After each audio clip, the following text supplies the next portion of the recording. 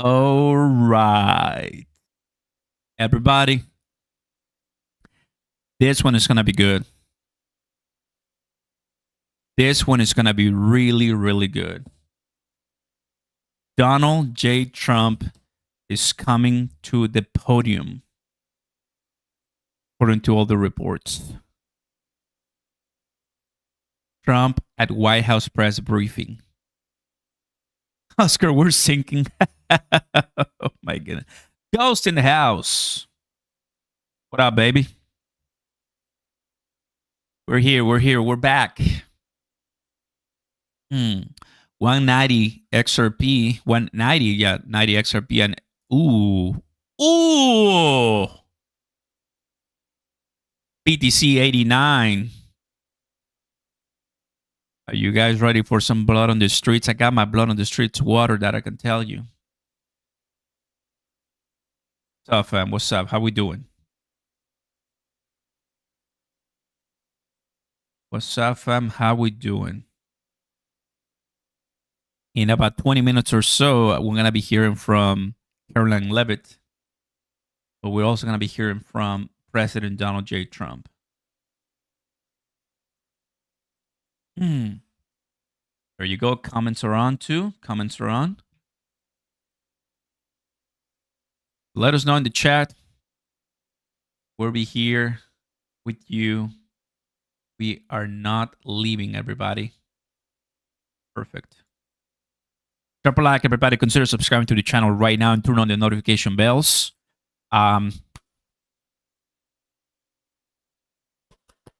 It's getting hot in here, baby. It's getting hot in here. Bring the blood on the streets now. Guess what I have? I present to you at just 2 XRP. Come on, it's 2 XRP. Pay it, please. Cheap. The blood on the streets. Who's Mohammed? Can't believe it. You're going to get muted, brother. Chill. I don't see too many admins, but once they come, they're not going to have any mercy, bro, on you. Take a holiday, mate. Chill out. Sorry, bro. No worries, brother. No worries. I'm cool. But JB comes, TJ comes. Oh, there it is. I tell you, my mods, I love them. They are ruthless. They are ruthless. Just mute them. I mean, not just pause for 30 seconds or so. Big snow this weekend. What's up, my cheaper? All right. So, who's there? What are people saying? I don't know. Oh, it's like a document, something like that. People going wild. People saying, "Give me one, give me one."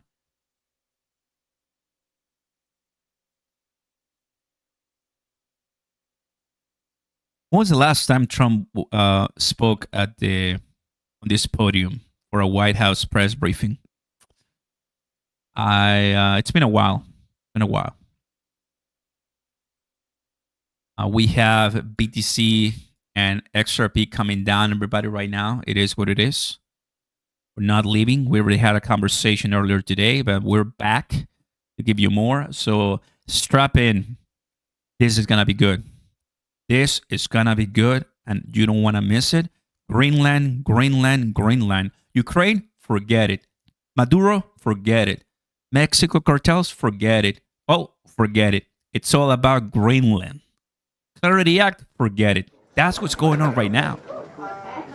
Oh, we got audio. Send it. It's over the president's head. No, it's down over there. Still.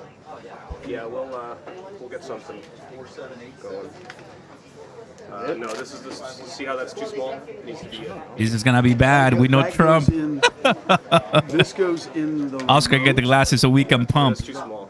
Oh, you see that? That's the size. If I put them on and we crash, it's no longer valid. So I'm waiting to use the Lambo glasses, guys. They're right here. But I don't have any power right now in me. So which wizards are you Lambo using? glasses are saved for later. It's on 7 by itself, and it's already turned on. Clarity Act, forget it. It's true. Nobody's talking about the Clarity Act right now. It's It's cooked for now. Why do you think this is going to be a good conference? Because Donald J. Trump is going to be speaking in this conference. We haven't seen him in a while here. 8, 9, 10, audio check. 1, 2, 3, 4, 5, 6, 7, 8, 9, 10. 1, 2, 3, 4, 5, 6, 7, 8. 589. 589, right? Here, do you want to do that, Abe, while I'm getting this camera set up? I'd love to. Burger time. Time to rug it. Oh my goodness. Come on, baby. Have some hope. 1, 2, oh. Staff.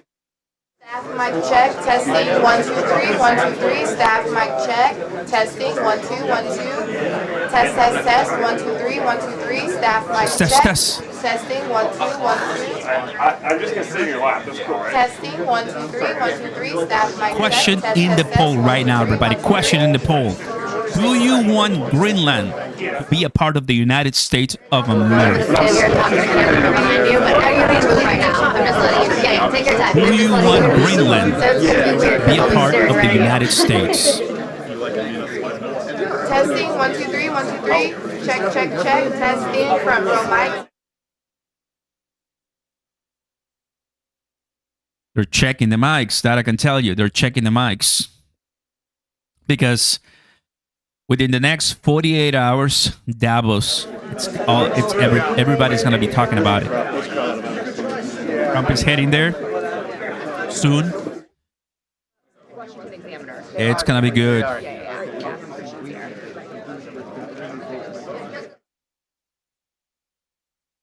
What's up, James? UK finished their part of the EU doing good deals with China. Yeah, of course they're talking to China right now, like Canada. Like Canada, it's doing too. Take a look at what people are saying. Ooh, Ripple Post. What is that?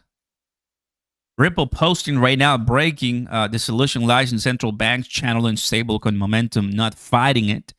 Matthew, our policy director for UK and Europe, shares his latest with the OMFIF why integrating stablecoins into the regulated financial safety net is a key to global stability and innovation, guys.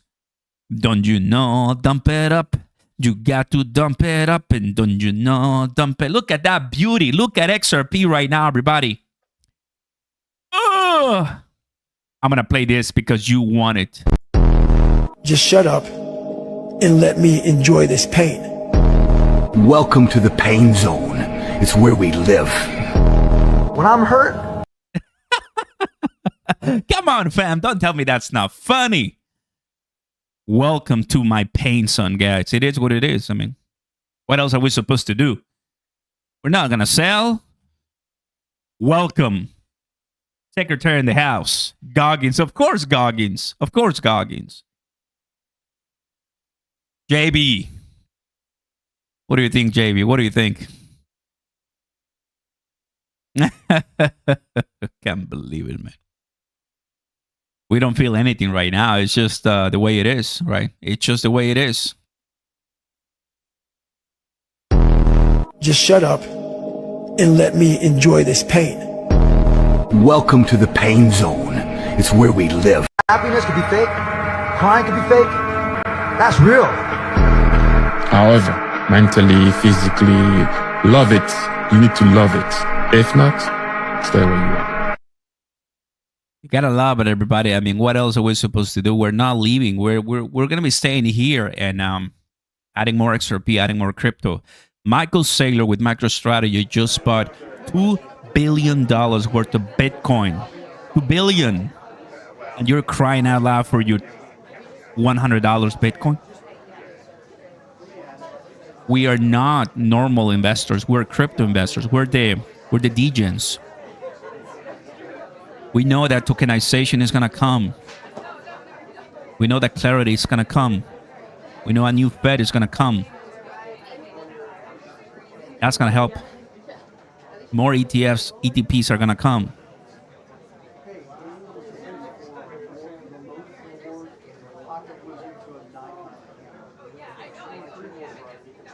Crypto scamming us more. Pain zone. If he comes out with a white fluffy cat, you know what's coming. Oh my god. I'm down $500, Oscar. I wish I was down $500. I wish I was only down $500, brother. Thank you, sir. Everyone always says, I wish I would have bought more at those levels. CJ, speaking facts.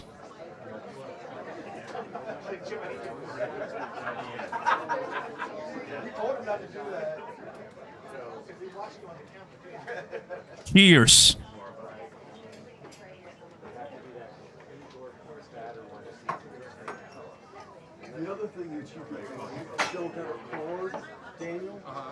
We got TJ in the house. We got JB, Chipper. I'm Godstrud in the house too. Cyber, let's go Cyber. You're here, bro. We got a lot of great mods. Oh man, it's just fun, bro. What else are we supposed to do? Where else are we supposed to go? Silver? You wanna go to Silver now? Too late.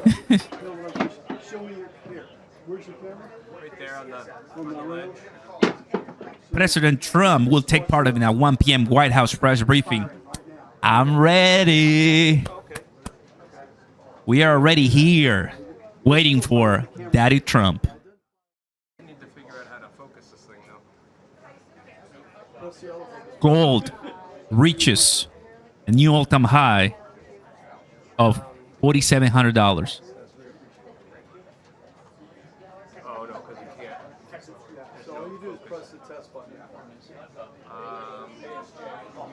Okay. Right? You can look, watch the back of the camera. Can you see the back of the camera now? Watch it now. So Yeah, it's fine. It's working. silver price $94 right now. It went up to $96. Nasty. Silver is doing very well right now. I'm just going to use the test button on this. So if you use the test button, it fires that. So it's easy. I think that's what I had. I knew there was something last. Rand says, try to convince me as much as you want. Only buying holding such a large concentration of a reserve asset is not it's not healthy. Right now, he's the only real buyer. That was a big amount of Bitcoin they bought. I mean, they passed 70,000 BTC. Crazy stuff. $2 billion.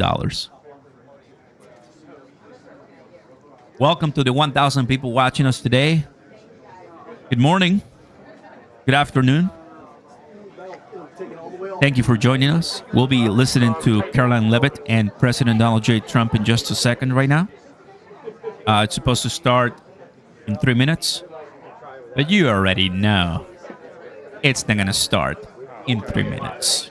You already know. Just mention XRP and it will skyrocket. Maybe.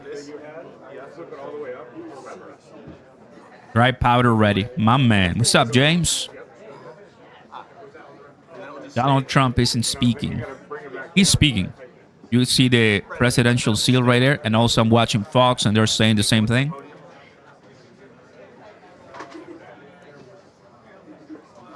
What is that?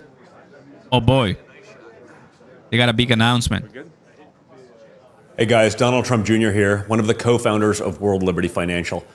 I want to be the first to share with you something our team has been working tirelessly on over the last several months.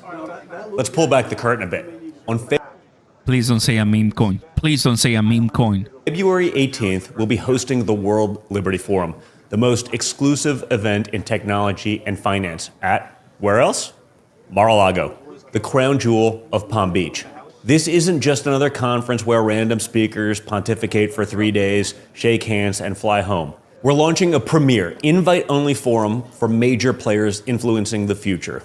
We're bringing together a select group of the smartest people we know and respect from finance and technology. People who are building and leading the best companies, moving serious money, and driving American innovation forward.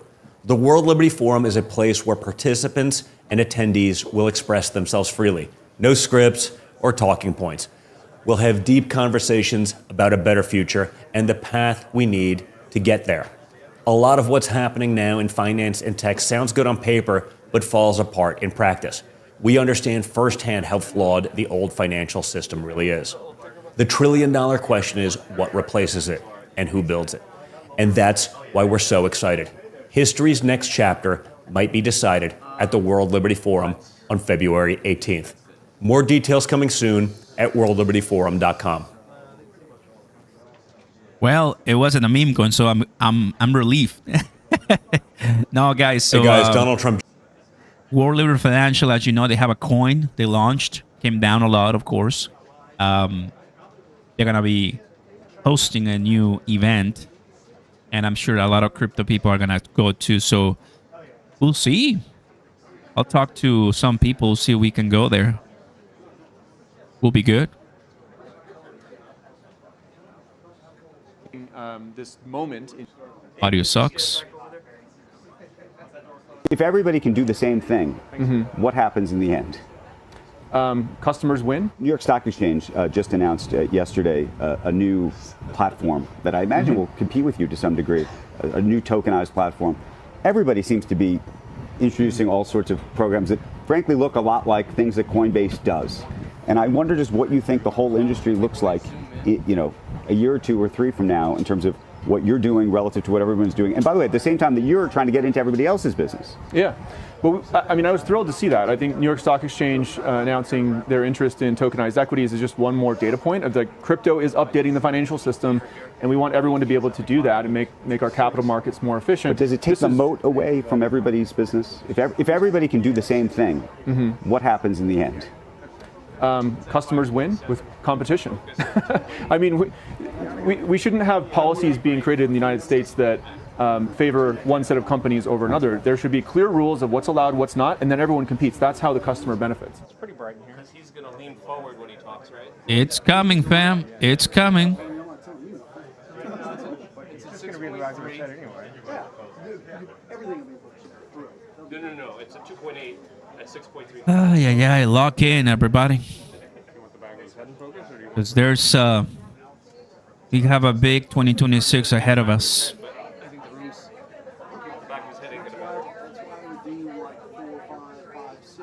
Market manipulation alert in the house says that Trump will say everyone to go buy crypto before the snowstorm. Adam, imagine, dude. I'll be really good. I'll help a lot today. People will want to buy, Should I do 16 feet, 20 feet, 40 feet, or infinity? Fox News is speaking. I can already tell. I'm watching right there. So soon Trump to speak at the White House briefing. So he's coming into the podium. Trump is here at the White House and maybe after this leaving. I thought he was already going on his way. I thought he was already flying to Davos. So my bad, guys. It still looks like you're relatively in focus with the red lines over you. It's going to be a poll if you're eligible. What? It's going to be a poll if you're eligible. Greenland equals green candles. You want the ladder right there in the middle, Win? Is that what you've been asking for this whole time? Maybe we get him to stand on the ladder? The ladder? Oh, look at this one. Gemini posting. Where will XRP close by the end of the week? What do you think, guys? 180, 190, 190 to $2, above $2. Well, where's the $100 option? Come on.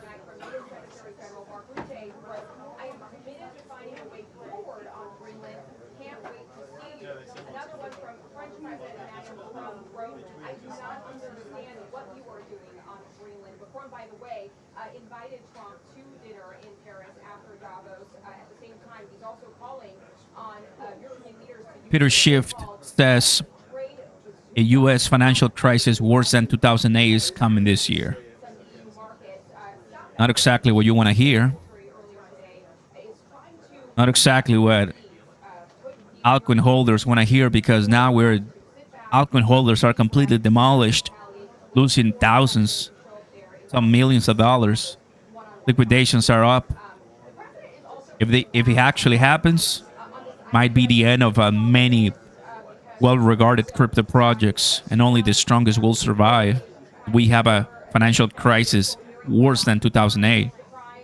That was the market, the housing market collapse. So I don't agree it's coming, but there's gonna be a lot of people paying attention right now. It could be triggered by other reasons, not the housing market, of course.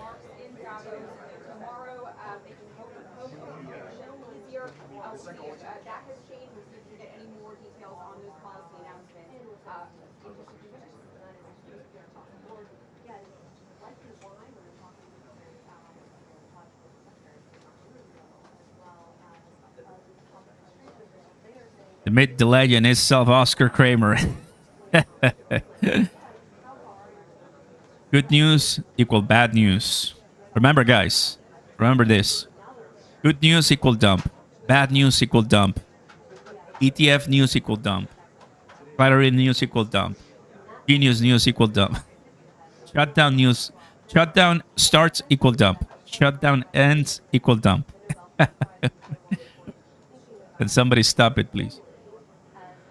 Everything equals dump.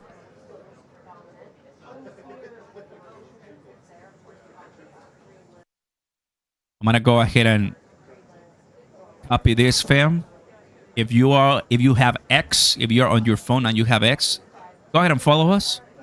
If you don't mind, if you want, we're posting always info, fun memes about crypto, like this one. Just shut up and let me enjoy this pain. Welcome to the pain zone. It's where we live. Come on, man. That's fun. That's exactly where good crypto and Bitcoin holders are made, in the pain zone. It's what we like.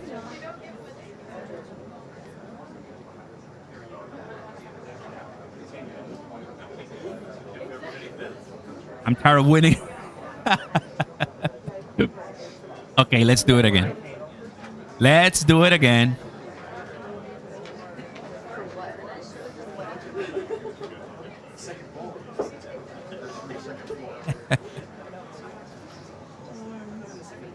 Where is it?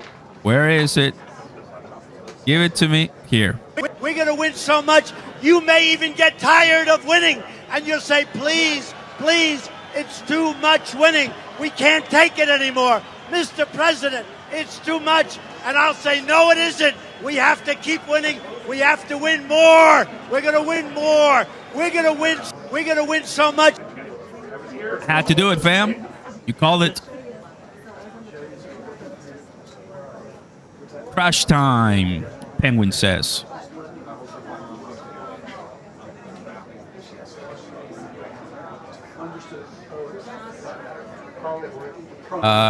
Dow Jones down 1%. Ooh. All I know is that when... Look. Oh, wait. All I know is that when the media starts showing the index, which is SPY, S&P, NASDAQ, or Dow Jones, that's when you know the market is watching. The market is listening very closely to Donald J. Trump. And right now, he's going to speak, guys. And what he says, everybody's going to be listening very, very closely. Perfect.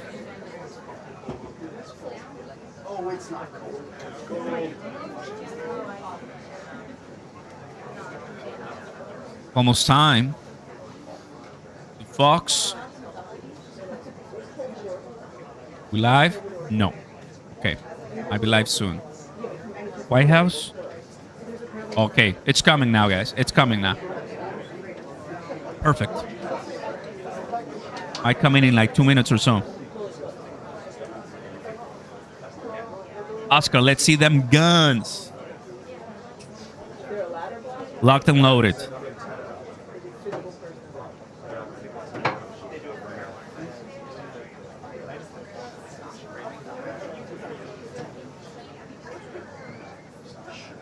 Let me see if AP News has it. AP. Nope. Nope. Fox. Yep. There you go. They don't have audio. Oh yeah, they do have audio. But I like the one better from live from Fox. Good. Well, welcome everybody. Very happy to see you all that we're back and joining us here for another press briefing where the main topic at stake is obviously going to be Greenland. We for sure want clarity to pass. We have at the end of the month a shutdown possibility. Nobody here is paying attention to crypto. They're selling crypto, by the way. And we're just here holding the line and enjoying the pain. So we're thankful that you're here with us. Join us in the first link down below. BTCC, we got 2,000 XRP crypto giveaway competition. Links are down there and also in the chat. And we're holding steady. We're not leaving. We're holding steady and we're not leaving. Welcome aboard. Question in the poll too. Do you want Greenland to be part of the U.S.? 60% of the people say yes. Greenland part of the U.S.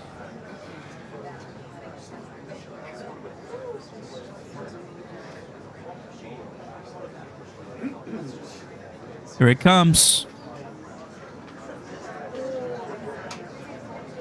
Watching Fox right now. Everybody's paying attention. Soon, come to speak at the White House.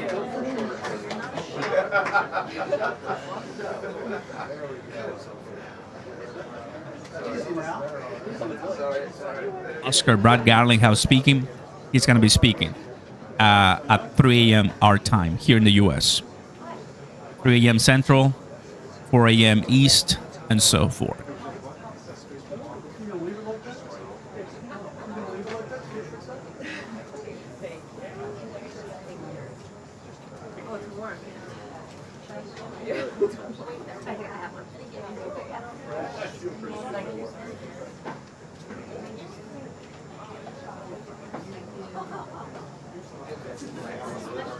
The moment he says tariffs today.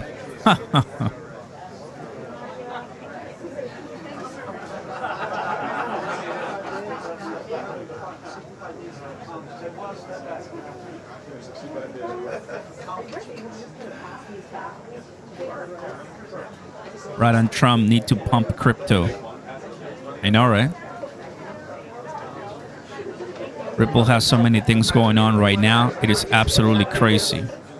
I know. So many great news and price is still the same. Or worse. Tariffs is the new China, China, China. You remember in the first term how he would always say China, China, China. I remember that. A lot.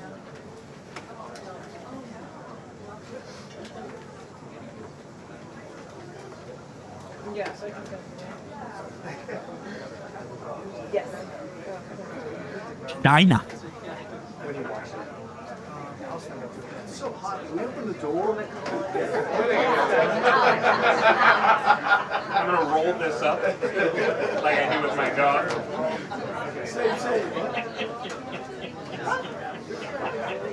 Not in here. Somebody made a joke.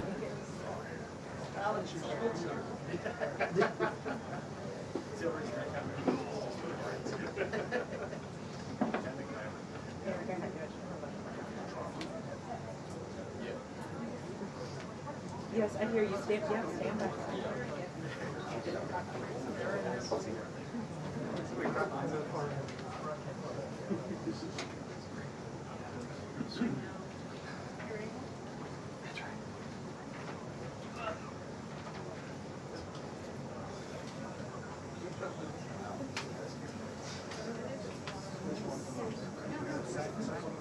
We are waiting for Caroline Leavitt and the President of the United States, Donald J. Trump. First major briefing after he said, we want Greenland. And if you don't wanna, then here it comes, 10% tariffs starting February the 1st or 25% tariffs starting June the 1st. Whatever he says today will change the markets immediately. If he continues at that tone, with that tone, we might see further sell-offs. That is my expectation. I could be wrong. But everyone is here watching. Everyone is here listening. Let's send it and see what happens, guys. We appreciate you are here with us. Turn on the notification bell here on YouTube so you never miss an update. And if we're collapsing, we're still live. I mean, we don't mind the pain, as you know.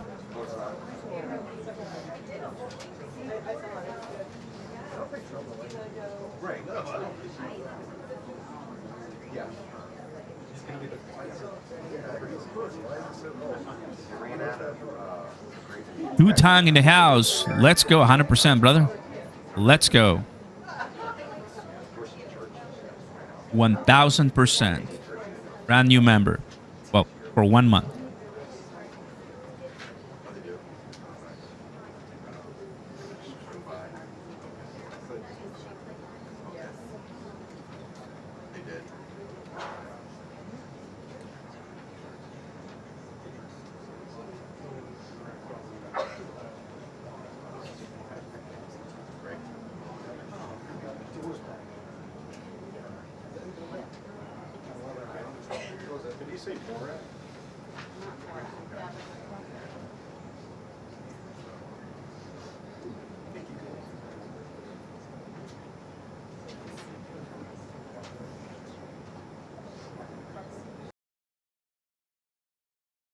Someone said there's going to be a day in 2001 that's going to change the face of the earth.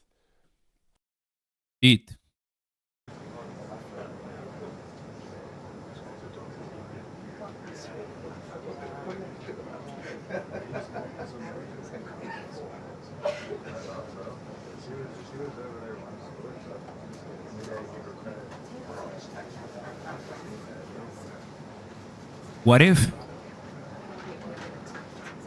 What if he comes out and he says 589 XRP? What will happen to the price of XRP, guys? Honestly, like, are we crashing or ballooning to $4 and then back to $2 after 5 seconds?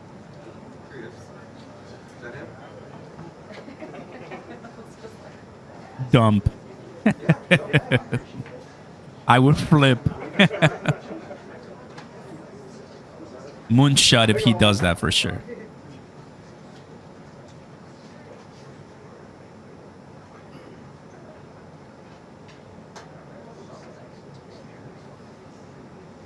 Time to me to walk away for a minute. Crypto is going to do what crypto is going to do. Zero.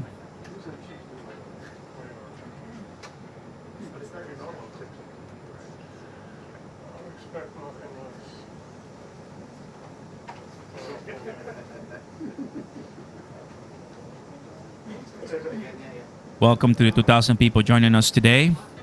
Trump about to speak right now. Greenland, and more Greenland. National security, like in China, Russia, NATO. Join us, don't fight us. That's what the conversation is going to sound like. And then he's going to Davos, Switzerland, for a America Great speech.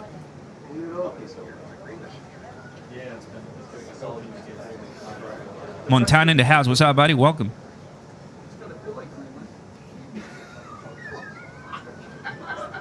Almost time to buy some XRP, 100%.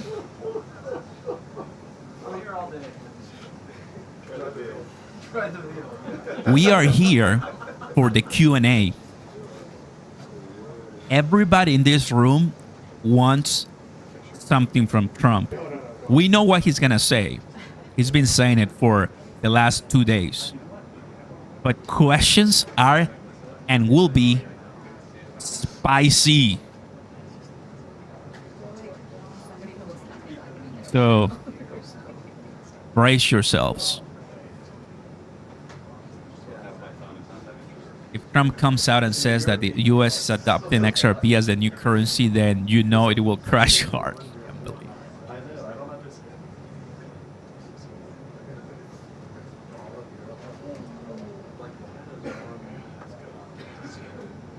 Oscar, are you holding or trading? I'm buying the dip and holding, brother. I've been doing it since October. Since October, bro. 189 XRP, 189 XRP right now, and coming down a little bit more. Let's go to the 1 minute chart.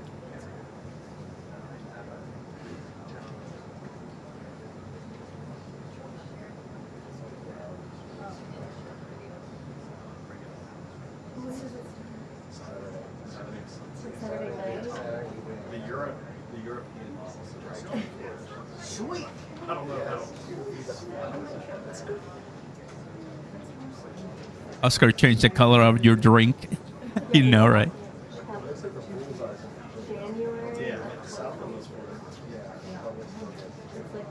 Always building suspense. You know, Trump. You know, Donald J. Trump. He loves the suspense, everybody. 100%.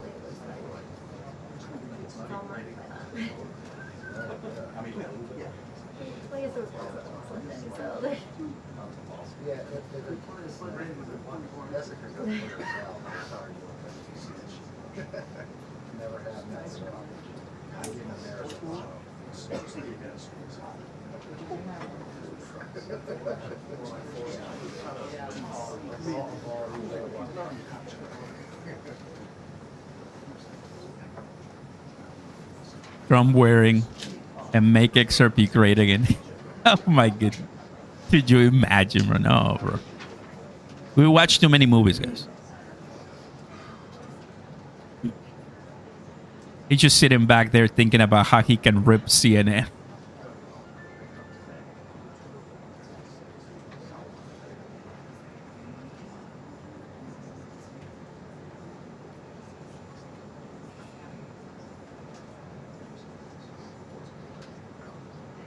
Up for good. Indeed.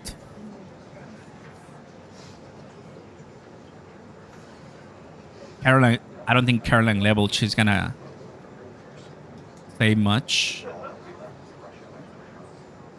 It's all gonna be dedicated to the president. Sounds like, yeah. I think he's gonna be the first one walking in. And in the past, it was first him and then her, and she would just stay on the side and she wouldn't say anything.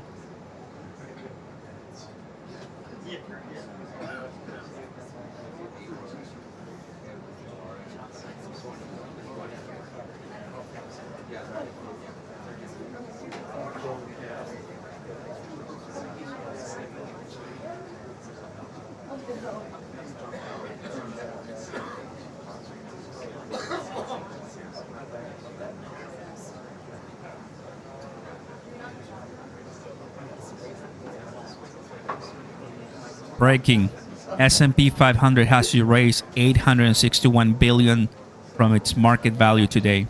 This happened after US-EU trade war escalation and Denmark pension funds' decision to sell US treasuries.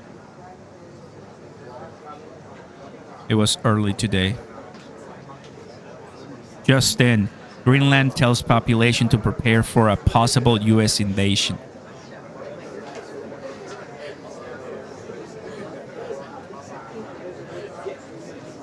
The S&P 500 has erased all of its 2026 gains.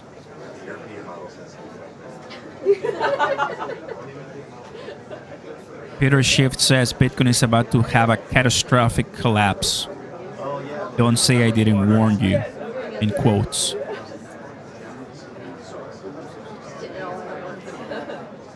Just in, silver reaches a new all-time high, $95.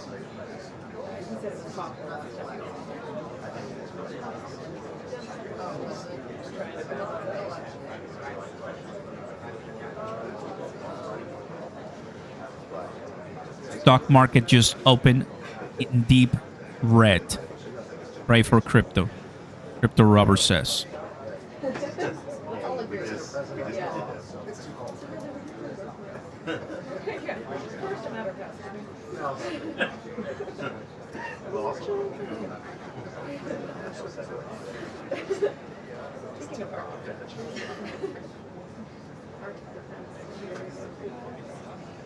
Bitcoin has dropped nearly $5,800 since Trump announced 10% tariffs. Almost $215 billion has been wiped from the crypto market. $215 billion.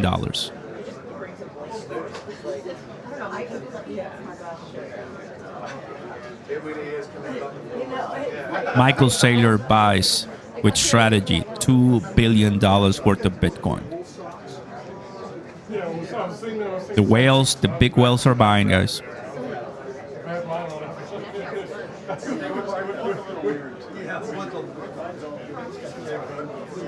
I took my fur off. Yeah, mine's got big giant rivers down the shirt. It's ridiculous. I don't know. I haven't really I mean, this is my trunk. It's just Velcro's not off. But I haven't worn it with the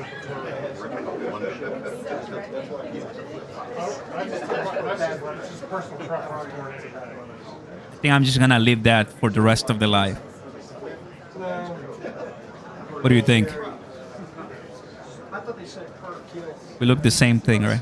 We're so alike. I'm sure, yes. 100% polyester fur. Seems appropriate.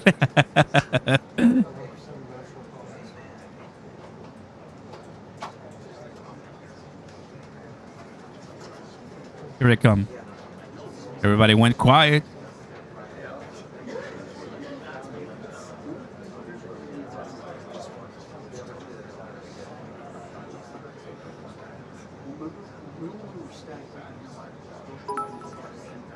Some people are saying wouldn't mind some more chop with a Bitcoin candle falling through 80,000. Bear market callers will be celebrating. Thing is that this is not related to crypto. We're not collapsing because of crypto. We're collapsing because of the macro news. These are macro news, not crypto. It's a scam news.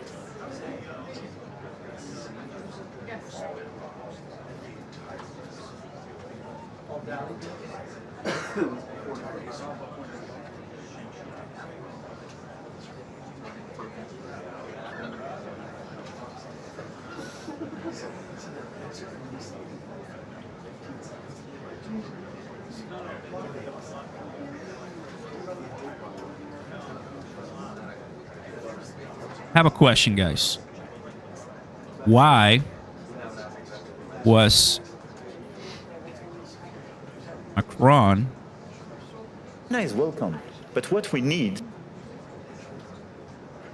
China is welcome, but what we need is more Chinese foreign direct investment in Europe, in some key sectors to contribute to our growth, to transfer some technologies, and not just to export towards Europe. Why is Emmanuel Macron wearing aviator shades indoors? Which sometimes don't have the same standards or are much more subsidized as the one being produced in Europe. Somebody know? Because I was trying to find an answer, but I don't know if he was sick or so. Makes no sense. Because his husband... Oh my... His husband... Oh, no way. He got an eye infection? Oh, got it. That makes sense. Because he's cool. He has red eye? Got it. Black eye, maybe. As always, Donald J. Trump in his Trump style, coming in a little late. But we're still here. We're not leaving.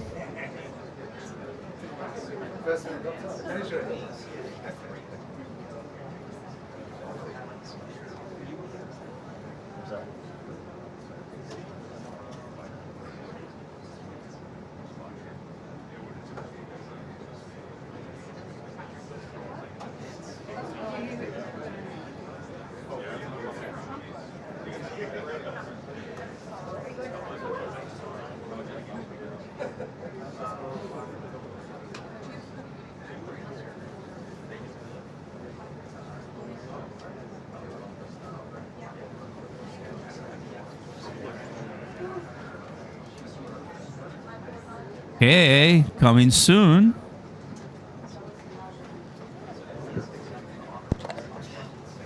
Oh, finally, someone here. Oh, wait. We getting something? Oh, no. I think he's gonna read. Yeah. It's an official, formal conversation from the president coming in now.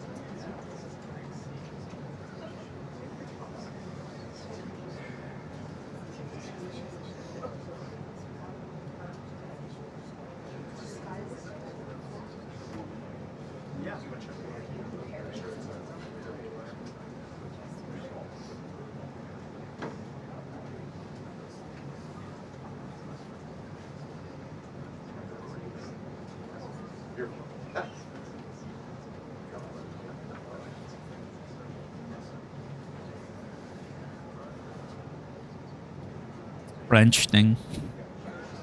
If XRP hit $100 today, I will die of a heart attack and my nephews and niece would be rich. Well, I'm very happy to tell you that you are gonna live today.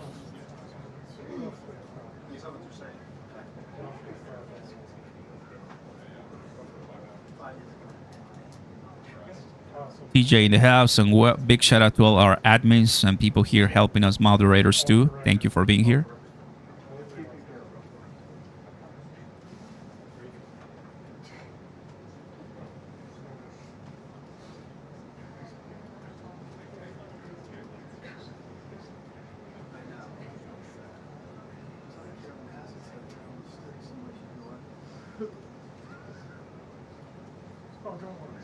Trusty pool cameras up there.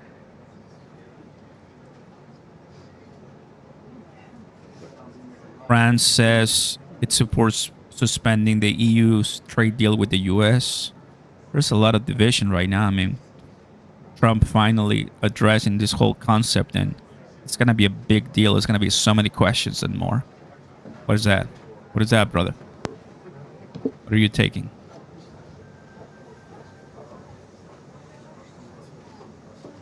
What was that? Okay.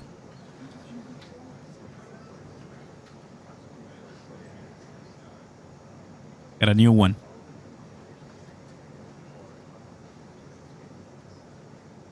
What is your number, guys? Is it $50 or less? Once XRP is at... For me, I think it's gonna be $6 or $7.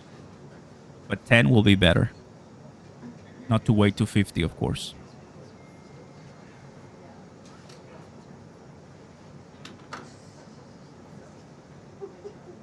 That might be a long wait.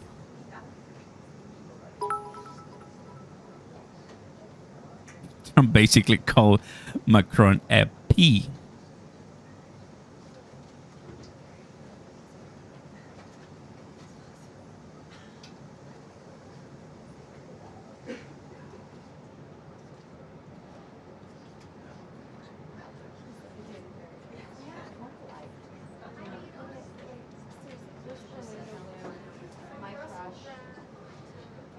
$25 will be okay. I like $25 XRP, 100%.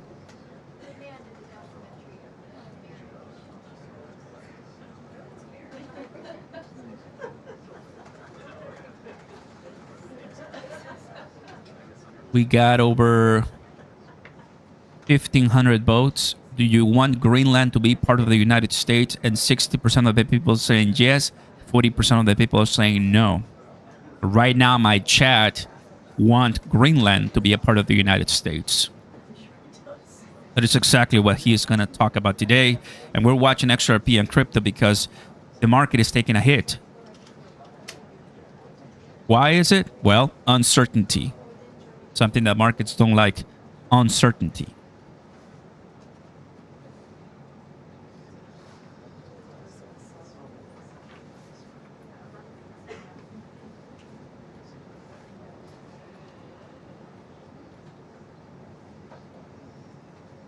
Tokenized Greenland traded on the XRPL. Imagine, bro.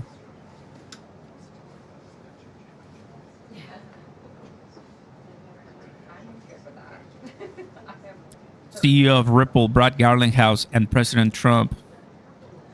Huh. Okay. That's weird. And then speak from here.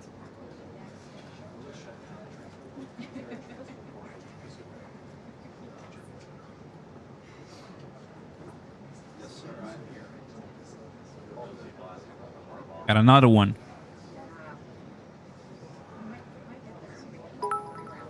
I'm not, fam. Not. It's not happening. Not right now. Not in the pain.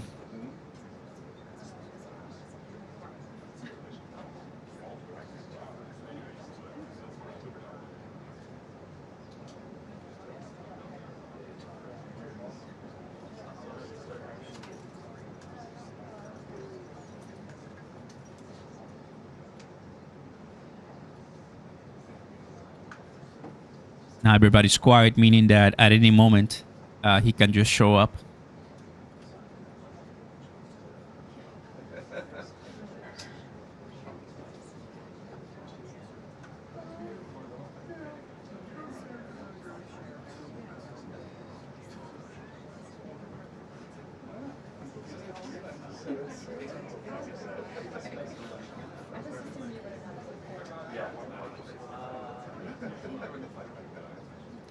Thank you, Chipper. You got it.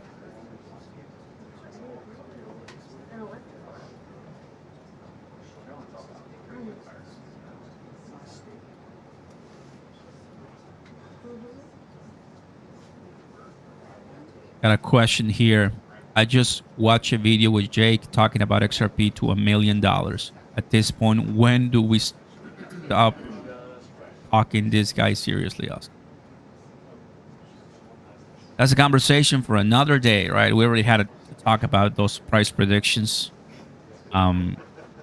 People want to see realness in the market, right? And prices. We know that if we had a perfect storm, if we had a perfect alignment of every single star, that might be really bullish. But welcome to the world. Welcome to crypto. Welcome to macro, right? We have a president called Donald J. Trump, and he is not gonna stop his agenda for crypto, and we have to be okay with it.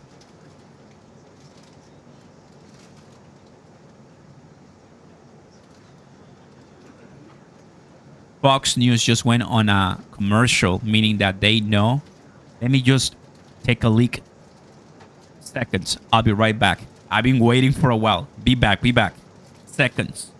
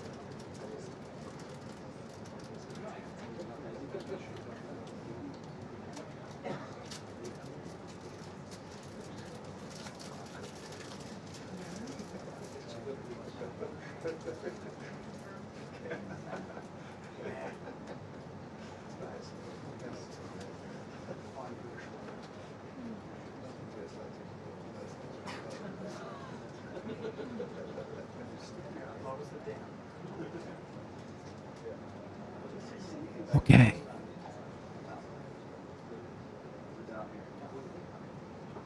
I'm in. I can stand. I can hold for another 2 hours or so. Feeling better now.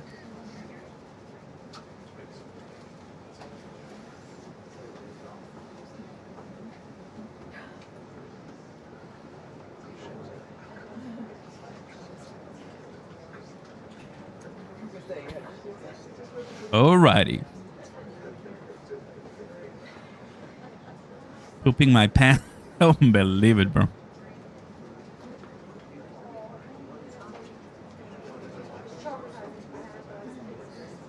We washed the hands. We did it.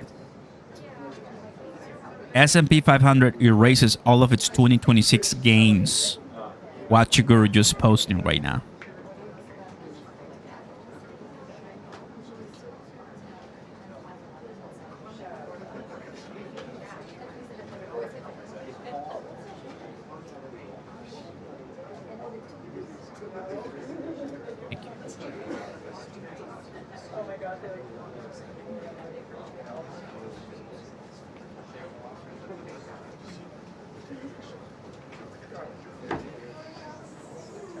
Guys, we got an insight. We got an insight.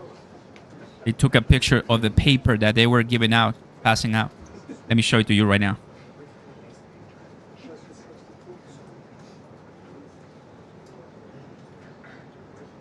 Take a look at this. Open new image tab. We got it. We got it. We got it for you. Here it is, everybody. 365 wins in 365 days. President Trump's return marks new era of success, prosperity. So, who's gonna read this? Okay, I think she's gonna read it. And then he might come after that.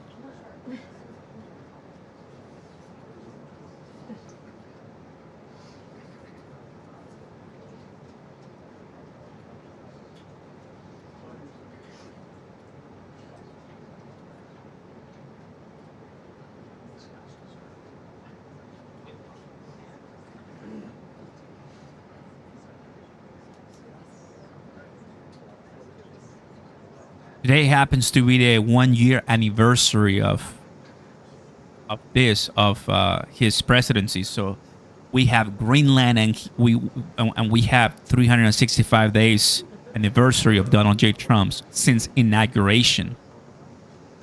So it's gonna be a big deal today, and it might last a long time. We're gonna be here for all of it, guys. So drop a like right now, guys. Subscribe to the channel and welcome.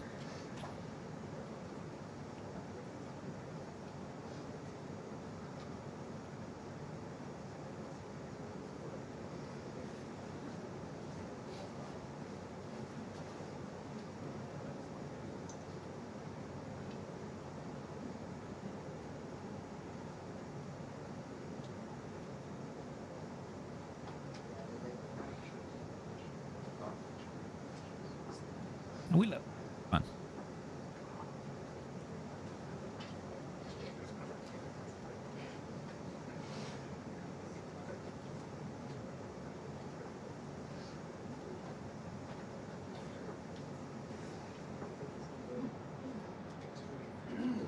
Trump coin to $100. Please. I'll make a lot of people happy.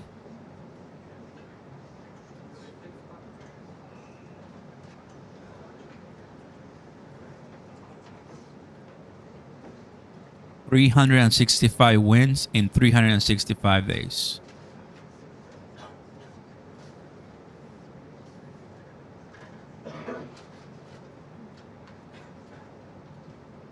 Securing America's borders and putting Americans first.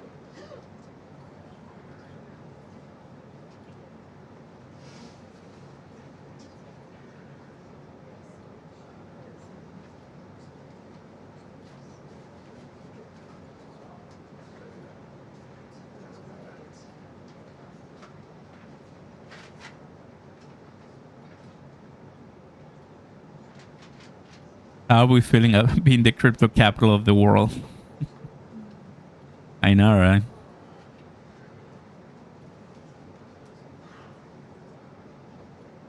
It's the reality, guys. The first year under Trump wasn't the greatest. We did have some pumps, especially after Genius Act, but other than that, it was kind of flat and boring for a lot of people.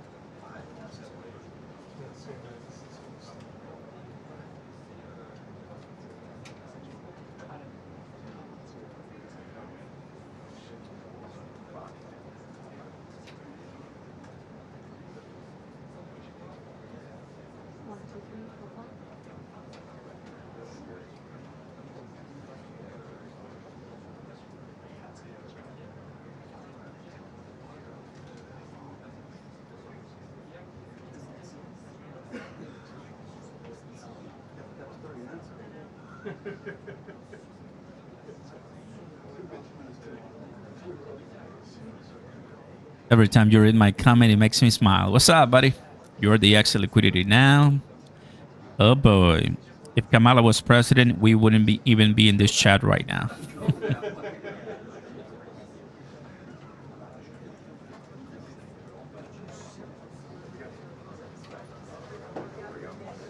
Someone open the door.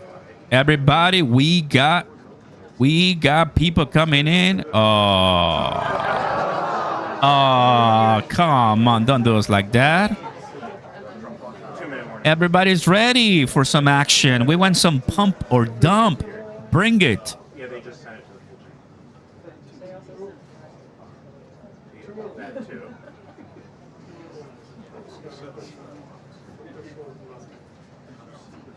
There might be a lot of people coming in. I don't know. Nobody knows anything right now here.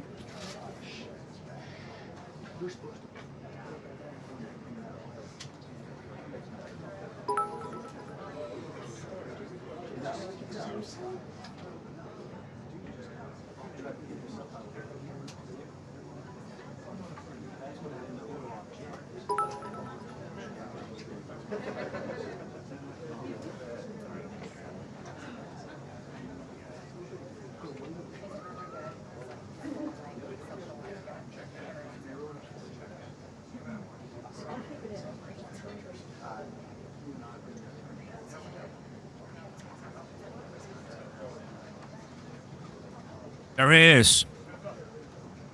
There he is, everybody. Wow, that's a big crowd.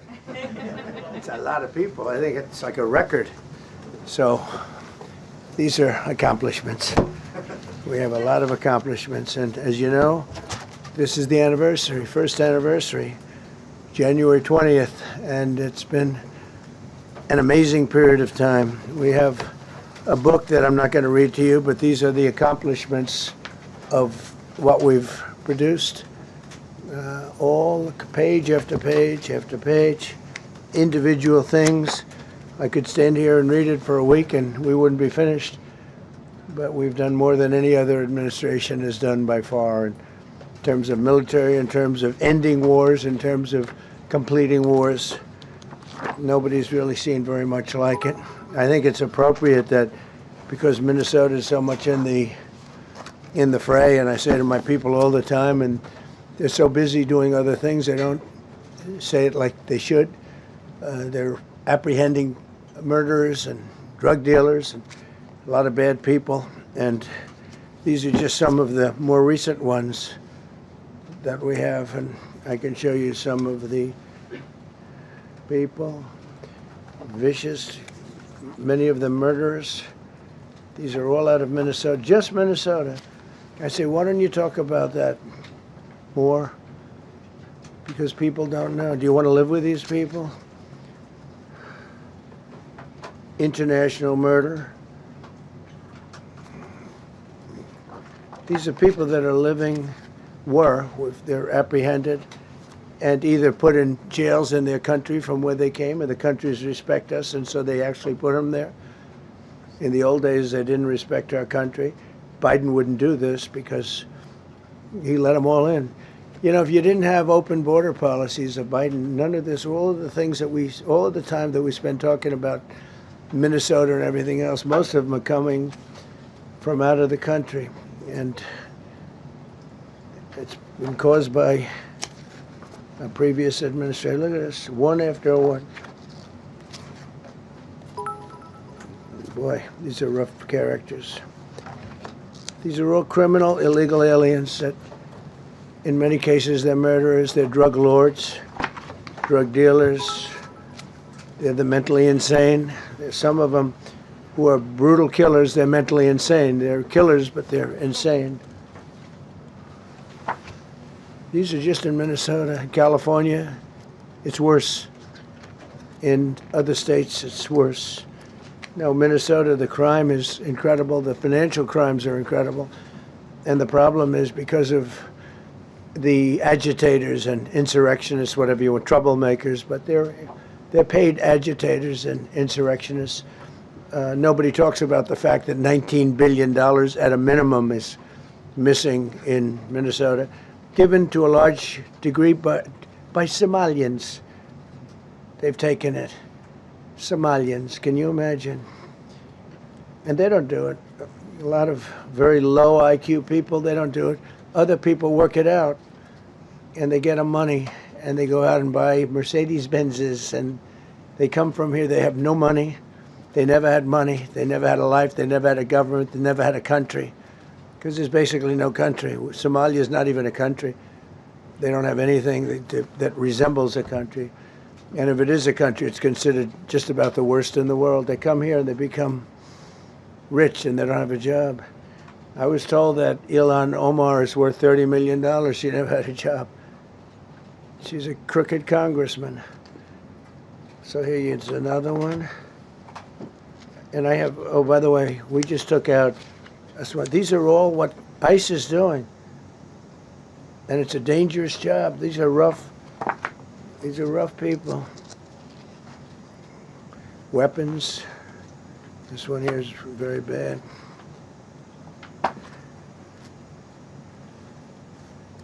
I'm going through this because I think we have plenty of time.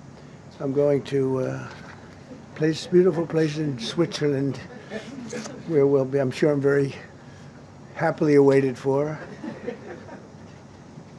Oh boy. In Switzerland, they don't know about this.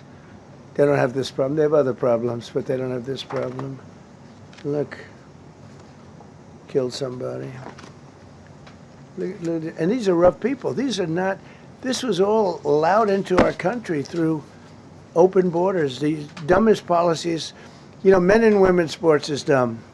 But to me, having an open border for the world to come in, drug dealers and prisoners, Venezuela, as an example, opened their prisons into the United States. That's why one of the reasons I felt so strongly against Venezuela. Now I'm loving Venezuela.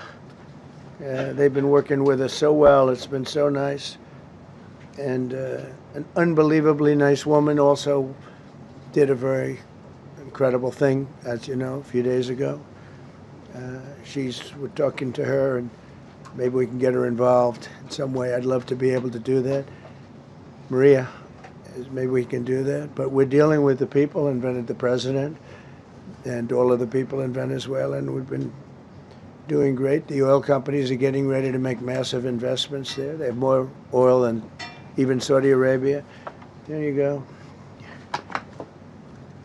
These are rough ones. This is all Minnesota, every one of them. This is one state out of many. And these people are, let's see, yeah, these are all, so far, people that came from outside of the country. They were allowed in by Sleepy Joe Biden, Crooked Joe Biden, whichever you like. You can call him whatever you like. They're both right. He's sleepy and he's crooked. He was the worst president we've ever had. And we've had some bad ones, too. I can tell you, all you have to do is look at trade. You're not getting bored with this, right? I hope you don't. But these are people that you have to see. Strong-arm rape, aggravated assault with a weapon, and many other crimes.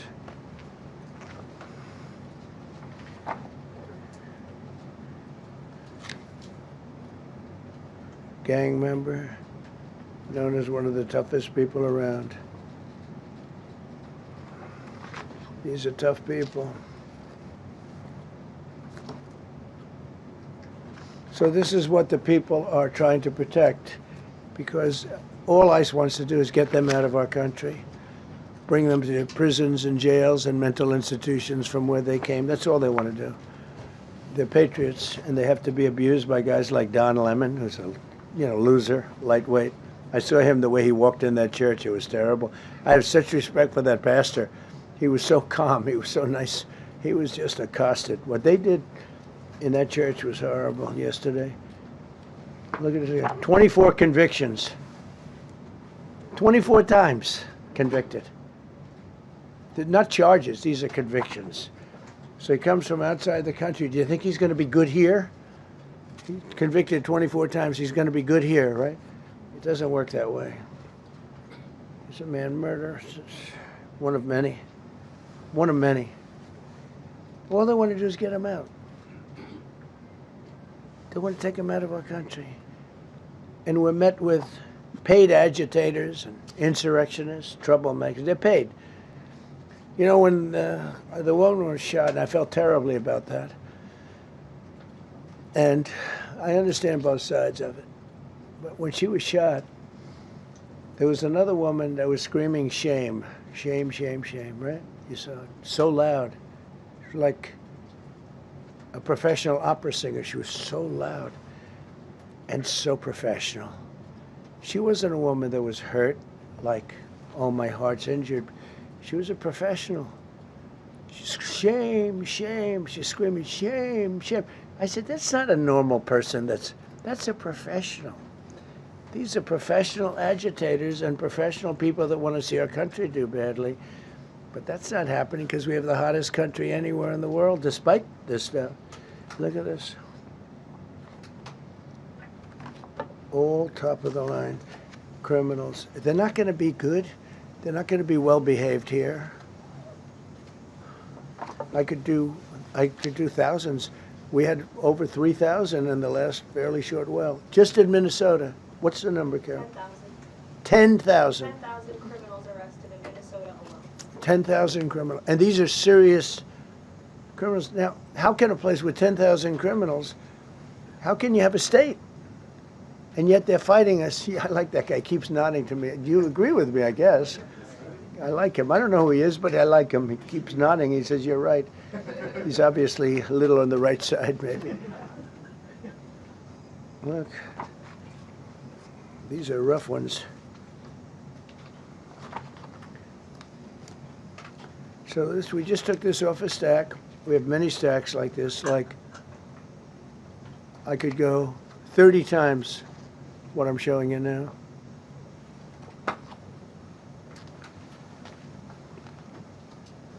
Relations with Hezbollah, that's nice. Why do we allow them in our country? I'm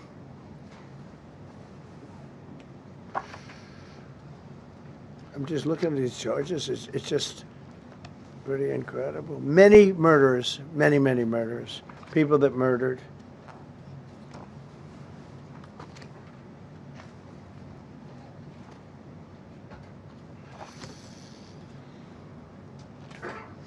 So what ICE does, and Border Patrol is incredible, too. I mean, Paul Perez and that group is incredible. Mostly Hispanic, by the way. They're like 60% Hispanic. You know, they talk about Hispanic. They're mostly Hispanic, right? And they're unbelievable people. And then they say, oh, we discriminate against. I love Hispanic.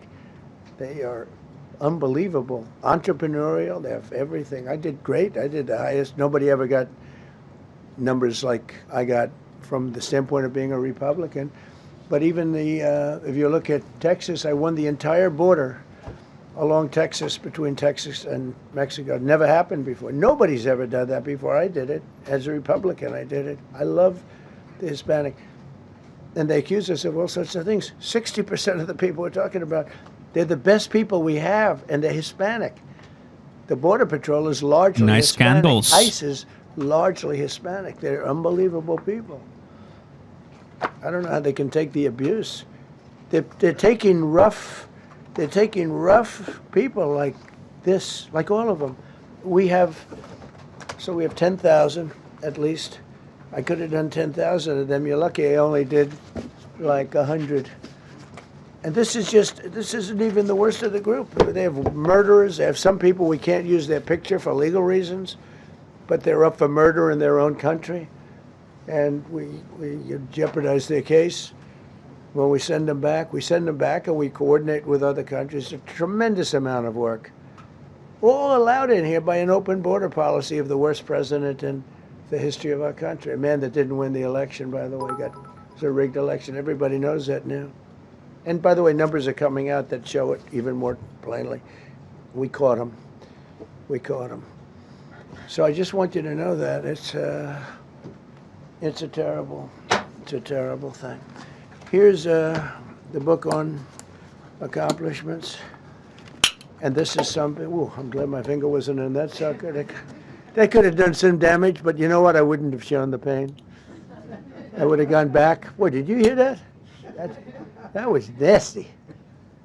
But I would not have shown the pain. I would have acted like nothing happened as my finger fell off. That was a nasty. I think somebody did that. It was him. It was my man. How were you? You didn't do it. I know you did. I know you didn't. So, but here's the book. These are all things we have. I'm going to read a few of the samples, but look at this. These are all, each line is something that we did. Nobody did that before. And it's big stuff, too. Look, we have the hottest country in the world. Wow, he just tossed it. I will read you a few. We ended Biden's stagflation. We were in stagflation. That's a disaster. That's far worse than inflation. As you know, he had the biggest inflation in the history of our country. They say 48 years. Pick your choice. But they had the biggest inflation in the history of our country. We have it right down to a normal number now. We're going to get it even a little bit lower. Created super high. What we've done with growth is fourth quarter GDP is on track to pass perhaps much more than 5% growth, and that's despite the fact that we had a Democrat shutdown. They shut down our country, and we had 5%. Nobody in this room has ever heard about 5%. I think it could be 20% if we do it right. If we don't, every time we have good numbers, they raise interest rates. You shouldn't. In the old days, if you had good numbers, they'd lower interest rates, or they wouldn't do anything. Here, they try and kill it. They always try and kill success. And that's despite the fact that we had a Democrat shutdown. They shut down our country, and we had 5%. Nobody in this room has ever heard about 5%. I think it could be 20% if we do it right. If we don't, every time we have good numbers, they raise interest rates. You shouldn't. In the old days, if you had good numbers, they'd lower interest rates, or they wouldn't do anything. Here, they try and kill it. They always try and kill success. Over the last 20, 25 years, that's the way. In the old days, if you had good numbers, the market would go through the roof. Today, if you have good numbers, the market goes down. But by the way, we've had the best stock market in history, the best 401ks in history, and we inherited a mess. The numbers that we inherited were way up, and now we brought them, almost all of them, way down. We brought them way down. I mean, I'm not getting, maybe I have the bad public relations people, but we're not getting it across. We inherited high numbers, and we brought them way down. And look at gasoline. They have places in the country now, $1.99 a gallon. $1.99, $2.30, $2.50. I guess the average now they're saying is 231. I mean, he was at $4.50 and $5 for periods of time. And he went back to the Trump formula, but he didn't do it properly, and he really went back to parts of it because you would have had $8 gasoline if they didn't. But he didn't do it properly. He had people that didn't know what they were doing. Core inflation for the last 3 months is 1.6%.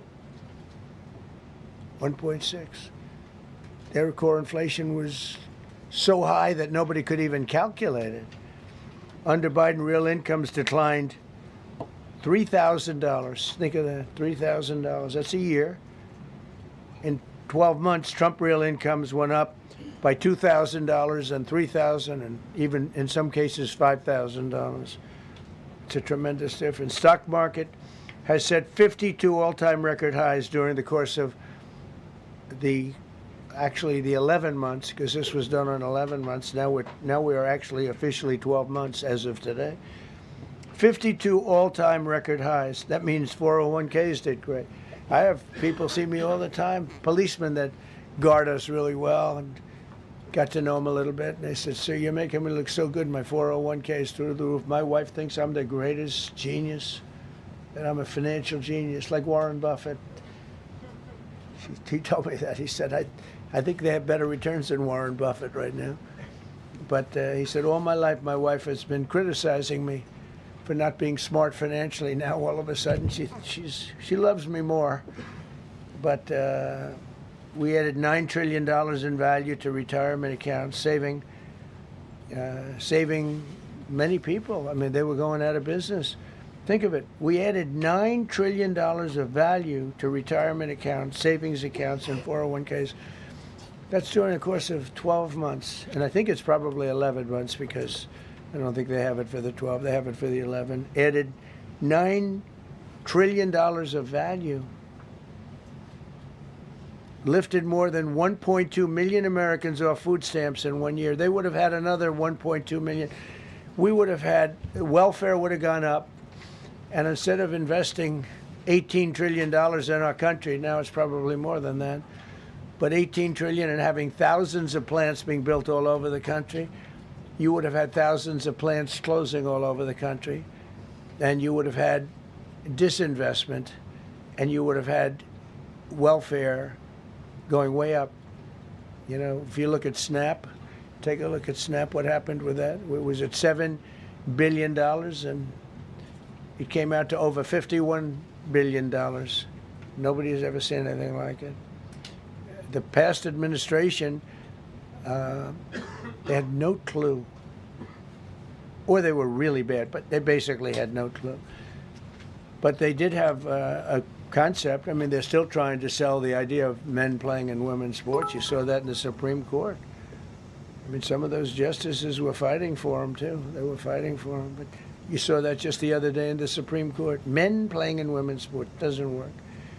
Secured a record-breaking $18 trillion in commitments for new investments. Apple, NVIDIA, SoftBank, Oracle, TSMC, Johnson & Johnson, Eli Lilly and Company, Micron, AstraZeneca, General Motors, Hyundai, Ford, Honda, GE Aerospace, many, many others. I left a Ford plant a week ago in Michigan that they were going to close 2 years ago, and now they just announced that they're going 24 hours around the clock making cars.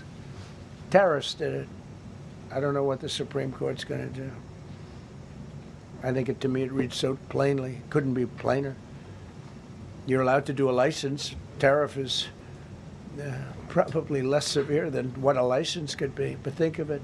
You're allowed to do a license, and then they have a clause at the end, something to the effect, or what is necessary, something to that effect.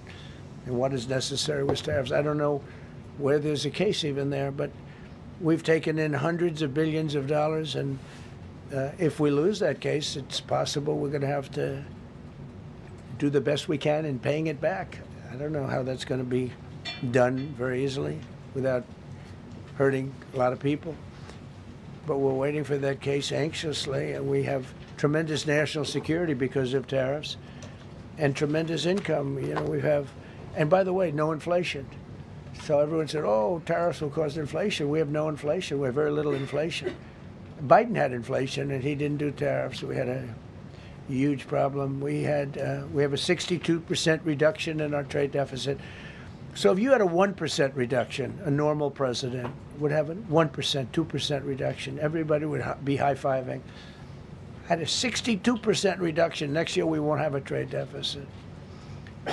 We secured most favored nations agreements to slash drug prices by as much.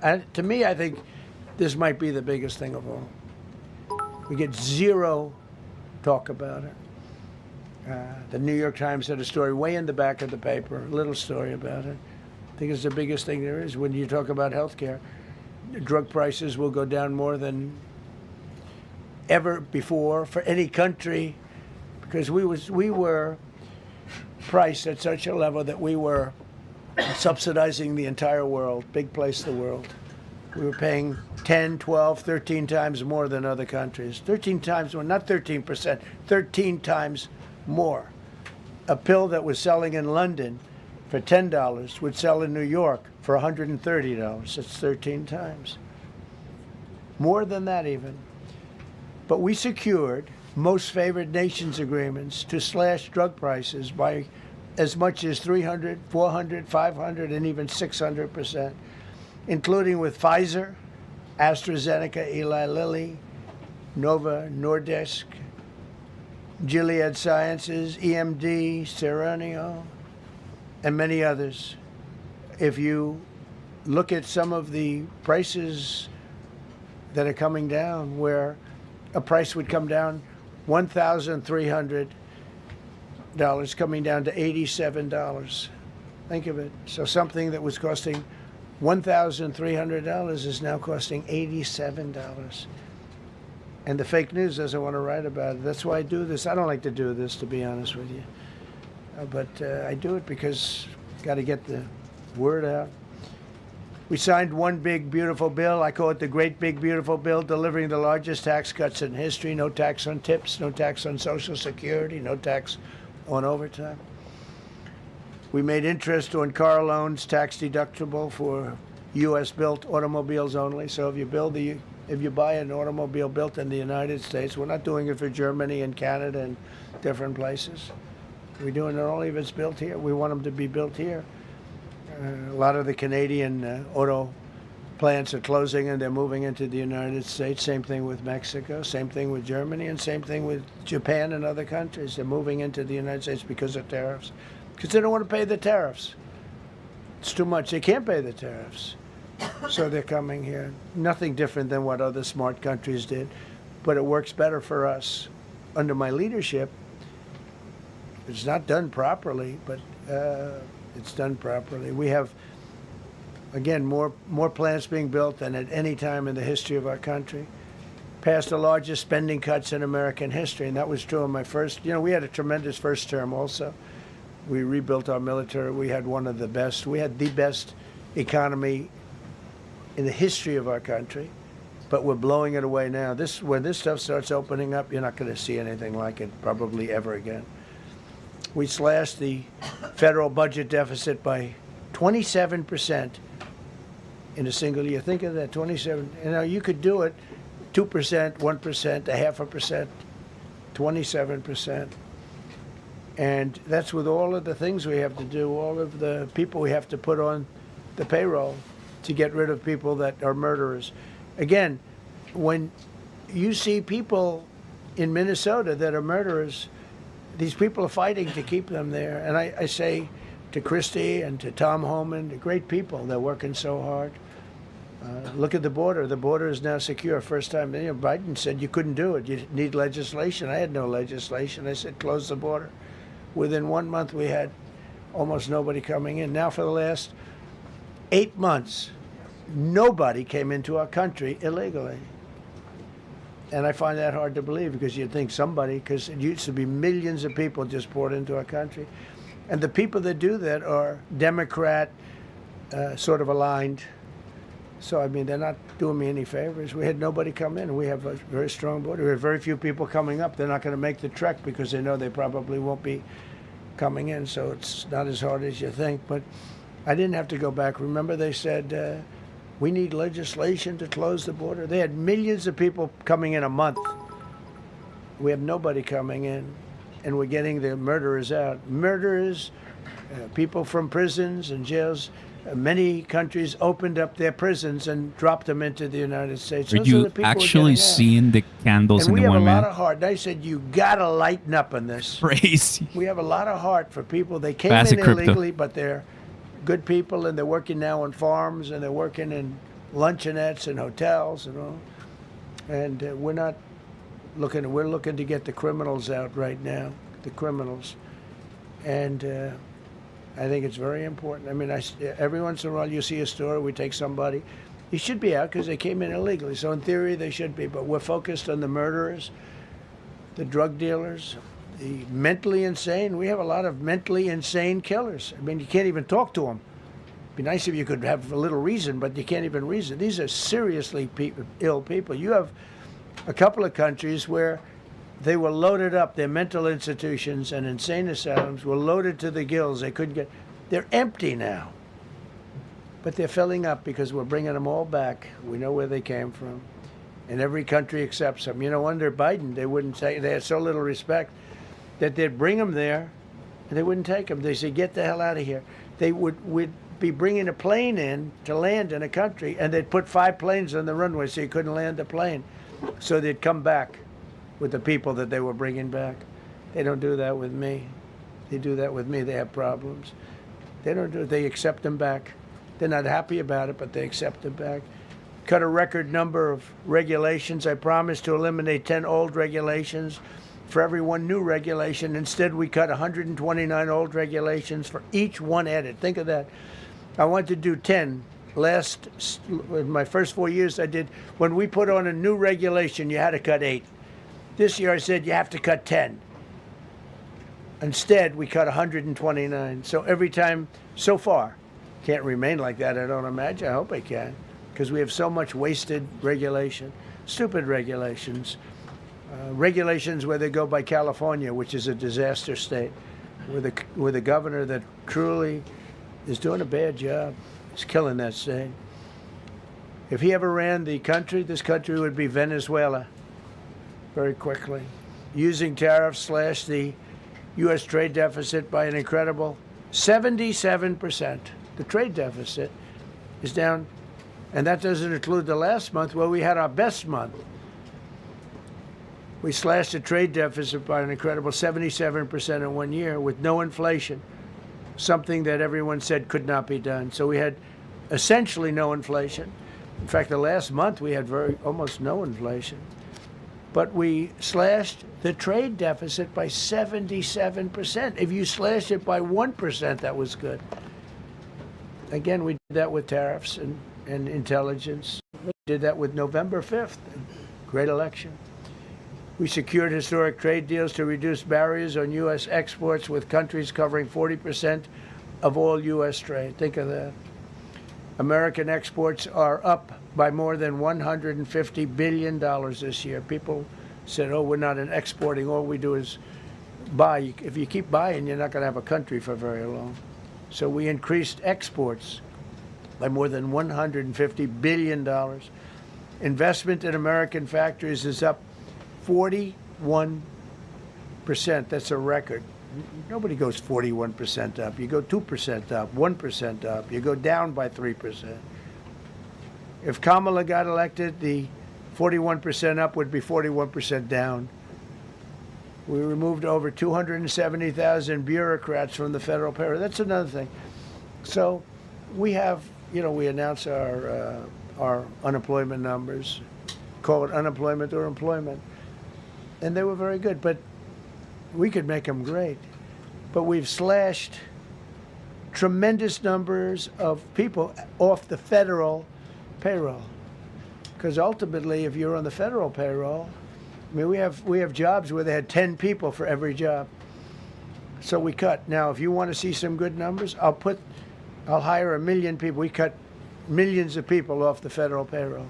I don't like doing that, but the good news, I don't feel badly because they're getting private sector jobs and they're getting sometimes twice as much money, 3 times as much money. They're getting factory jobs. They're getting much better jobs and much higher pay. But all I have to do is say, like, what the Democrats do all the time. They hire 1 million people, and then they hire another million. They load it up, and it says, oh, they only have a 3% unemployment rate. It's a fake rate. So with us, we're proud of the fact that we cut so many because, again, I don't want to cut people. But when you cut them and they go out and get a better job, I like to cut them. And sometimes they have to be forced to do that because, it's like they want to stay where they are. They don't know. And then all of a sudden they end up, we have many cases, Caroline, where people were devastated. They hated Trump. I got caught from my very boring federal job where they had, again, sometimes 10 people to do one job. And they were very upset. And now they ended up with a job where they get paid 3 times more money. They're ending up buying houses. It's like crazy. So they went from not liking me to liking me a lot because it's hard to get. We need people. We need people. It's one of the reasons. I mean, I want to, when you have good people on the farm or good people in hotels and everything else, we want to work with them as much as we can. Under Biden, 1 out of 4 jobs added was a government job. Think of that. So 25% of the jobs added. That's when you know that, that's 25% of the jobs aren't real jobs. But again, I could do that. I could add 2 million jobs right now, would have an unemployed. I could say just hire some more people. I do the opposite. I say get rid of everybody that's unnecessary because that's the way you make America great again. When you have, all these jobs where people are sitting around doing nothing and they get a lot of money by the government, it's no good. But that's what the Democrats do. They show, oh, we were at 4% unemployment. That's a good number. But they just add jobs, or they wouldn't cut. They would never cut jobs. Under Trump, 100% of all new jobs created have been in the private sector. Think of that. Not 1% has gone to federal. So under Biden, 1 out of 4 was a government job. Under Trump, 100% of the new jobs created, 100% came from the private sector. That's how you make your country wealthy and strong and good. We inherited the worst border in history and turned it into the strongest border in history. Illegal crossings have plummeted to the lowest level ever recorded, down 99.999%. That means down 100%. 99.99. Now, I want to find out who that one person is. For 8 months in a row, 0, and these are government numbers, these are not my numbers. For 8 months in a row, 0 illegal aliens were admitted to our country. 0. Nobody came in, unless they came in legally. We have a big process for having people come in legally, by the way. A lot of people are coming in legally. They have to prove they love our country. They have to prove that they're not going to need welfare. A lot of things they have to prove. For the first time in 50 years, we are now seeing reverse migration, where because we're getting all of these illegal people out. People that came in illegally, in many cases they're criminals, in many, many cases. Remember when they used to say that the people that come into our country as immigrants are very nice people, they're wonderful people, they don't commit crime. No, they make our criminals look like babies. They make our Hell's Angels look like the sweetest people on earth. The Hell's Angels are now considered a nice, high-quality person. I like the Hell's Angels. They voted for me. They protected me, actually, believe it or not. But they make our criminals look like babies. These are some of the most vicious people anywhere in the world. They came from the Congo. The prisons, I know the Congo because I ended the war with the Congo and Rwanda. Tough group, very tough group. They came from prisons in the Congo. Some of the toughest, meanest people you'll ever meet. Thank you very much. They allowed them to come into America. These are tough people. Before my election, 100% of net job creation was going to foreign migrants. Since my inauguration, 100% of the net jobs created have gone to American-born citizens. That's a big thing. In other words, we're now taking care of our people. 100% of net jobs created have gone to the American-born people. Before that, we didn't care. Designated Tren de Aragua, MS-13, and the Mexican drug cartels as foreign terrorist organizations, and we've hit them hard. You've seen what we've done on the water. We're starting to do that on land. The land is much easier, actually. Water is incredible. We did that on the water so that when you do it on the land, they don't go to the water. Nobody's going into the boat business right now, I can tell you. 97% down drugs coming in by water. Think of it, 97%. Nobody ever heard of that before. They heard 2%, 1%. It went up 2%. 97, and we're looking for the 3%. Who the hell are the 3%? They're crazy. But we've taken out almost 100% of the drugs coming in by water. Now we're going to be very shortly starting drugs coming in by land. We know exactly where they're coming from. Remove tens of thousands of illegal alien gang members, drug dealers, murderers, child predators, human traffickers, fraudsters, savage criminals, and others. We removed them from our country.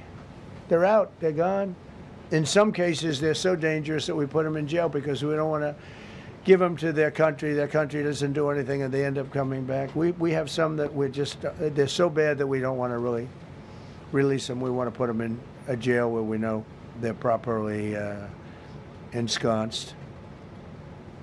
Think of that. Remove tens of thousands of illegal alien gang members, drug dealers, murderers, child predators, human traffickers, fraudsters, and savage criminals.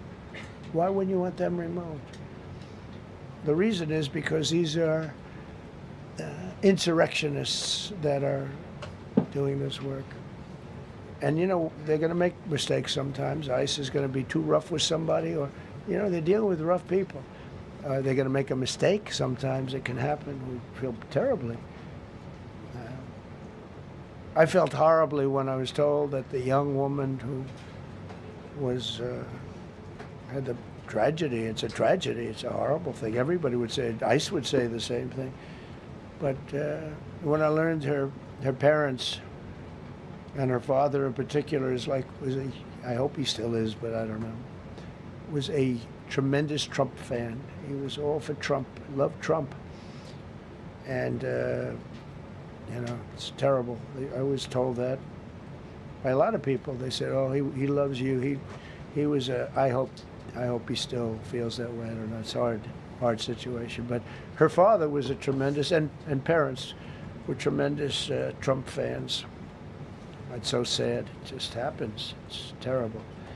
Halted all refugee admissions to the United States, including from Somalia, which is a terrible, terrible place, and other dangerous places.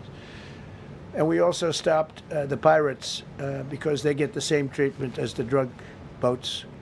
So when Somalia, the Somalians, you know what they're good at? That's about the only thing they're good at is they're good at pirating ships at sea, big ships. So you have a huge oil tanker with millions of gallons, millions of barrels of oil. And if it gets hit by a big weapon, the whole thing blows up.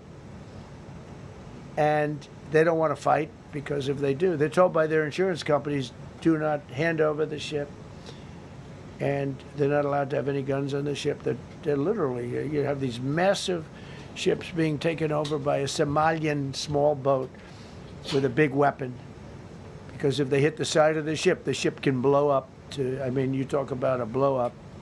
Bad, we've seen some bad things happen. And the insurance companies, some of these ships cost more than $1 billion to build. And the insurance companies say, look, we'd rather give them money than take a chance on $1 billion insurance policy. But they don't have to worry about it, because we hit them the same way we hit the people with the drugs in their boat. They don't know what the hell happened. But all of a sudden, there are no pirates at sea. Do you notice? We haven't had a boat taken in a little while. Came out of Somalia, really corrupt place. It's not a country. They don't have government. They don't have anything. I always hate to see this. Ilhan Omar, she comes from Somalia, a backward country, probably the worst country. They say it's the worst country in the world, if it's a country. I don't even think it's a country. There's no organization, no anything. They don't have police. They don't have military. They don't have anything. They just have people running around killing each other and trying to pirate ships. But she'll come here. Comes, and then she wants to tell us how to run our country. The Constitution says that I am entitled to this. I can't stand her. Terminated all taxpayer-funded benefits for illegal aliens and kicked 275,000 illegals off of Social Security. They were illegally getting Social Security. 275,000 people. I'm telling you, it's not that this is pleasurable, but if I were an elected president, this country was going to be destroyed quickly, very quickly. I think within a year, if you had Kamala or a Joe type. I mean, Joe was a disaster, but if you had Kamala, he was the replacement. I was up by like 25 points on Joe, and they said, hey, let's get somebody else. This never happened. Well, I had so many firsts. You're leading somebody by a lot, and they say, oh, let's take him out, let's put somebody. That's like I said to Dana White the other night. I said, you know, Dana, it's like you have a fighter, two fighters, one guy is winning by a lot. And they say, oh, let's take this guy out, let's put a new fighter in the ring with him. That's what happened to me. I was doing great with Biden. The whole campaign was against Biden. All the money was spent against Biden, and all of a sudden I got Kamala. Everyone said, who the hell is she? But that didn't work out too well for them, but never happened before. We are about lots of firsts. Designated English as the official language of the United States of America. We did that very powerfully. And while we're at it, we also took the Gulf of Mexico, and now it's the Gulf of America. Because we have 92% of the shoreline. It always bothered me. I'd say, you know, we have most of the shoreline. Mexico has a small percentage, talks about 8%. We have 92%. And I said, why is it the Gulf of Mexico? It should be the Gulf of America. I was going to call it the Gulf of Trump, but I thought that I would be killed if I did that. No, stop it. I wanted Stop to. My it. people worked so hard. Sir, I don't think it'll look too good. I don't. I'm Oh telling you, my it's a good goodness. thing. And it'll be hotter than ever, I said. No, but I decided not to do that. I'm joking, you know, when I say that. I was not going to call it the Gulf of Trump. Because tomorrow it'll be, Trump wanted to call it the Gulf of Trump, but he was rebuffed by his people. My people don't rebuff me too much. The Gulf of Trump, that does have a good ring, though. Maybe we could do that. It's not too late. No, we have the Gulf of America now. It's great. It's our country is proud for the attack on Venezuela, the attack on the Iran nuclear capability, wiped it out. I mean, that's a triple bottom, everybody. That is a bullish the father of the roadside pattern. bomb. So al-Baghdadi, the father of ISIS, welcome, who was rebuilding ISIS. We wiped them out. We're still waiting for Q&A. We're still waiting for Greenland. We're still waiting for anybody else saying something. So he's been talking for like an hour about the accomplishments, whatever, you know, for this year. So very happy that you're here, guys. We continue. The decisions were made. They were right at the end of the Civil War. They're trying to say that, you know, in China's making a big business out of that. They come to the country, they have a child, the American citizen, they get all the benefits. It had nothing to do with that. That was for the children of slaves. And I hope the Supreme Court so rules. Designated fentanyl as a weapon of mass destruction. It is. We lost, I believe, 300,000 people this year. 300,000 people. That's like filling up one of those big football stadiums 5 times. It's not even believable. I mean, you could be in a war and you wouldn't lose that many people. So we designated fentanyl a weapon of mass destruction. Actually, he should say something about crypto. Military strikes against narco-terrorists operating in. He should say something about crypto, the crypto capital of the world. Everybody pay attention. I mean, right now he's not talking about that, but he might say something about crypto. 100%. It's hard to get somebody to pilot those boats. Very hard. They have to be people that don't watch television, don't read the news. And we just blew up their facility. They had a docking facility where the drugs were stored. And now we have a great relationship with Venezuela. We're getting along fantastically with the leadership in Venezuela, so we wouldn't have to do that. This was done before the attack. But we captured and brought to justice the outlaw dictator of Venezuela, Nicolas Maduro, who, through drugs, killed millions of people in our country. Tremendous drug dealer. Also sent millions of people into our country, including Tren de Aragua, the worst gang. They say it's the worst gang in the world. They took over parts of Colorado. They just take the apartment building. They just took it away. Just took it away like we're here. They cut the hand off one man because he called the police. Who called the police? I did. You took my apartment from me. Boom, no hand. This is what they sent us. Restoring law and order, new category. D.C. and Memphis, federal task forces deployed massive numbers of federal law enforcement officers and National Guard to restore safety. Crime down in D.C. is almost down to nothing.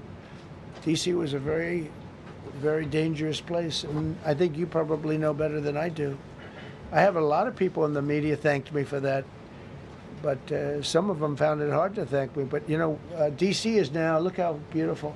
D.C. is now, you can walk right from here to a restaurant, right through the center of town. You can be with your child, with your loved one, with your lover.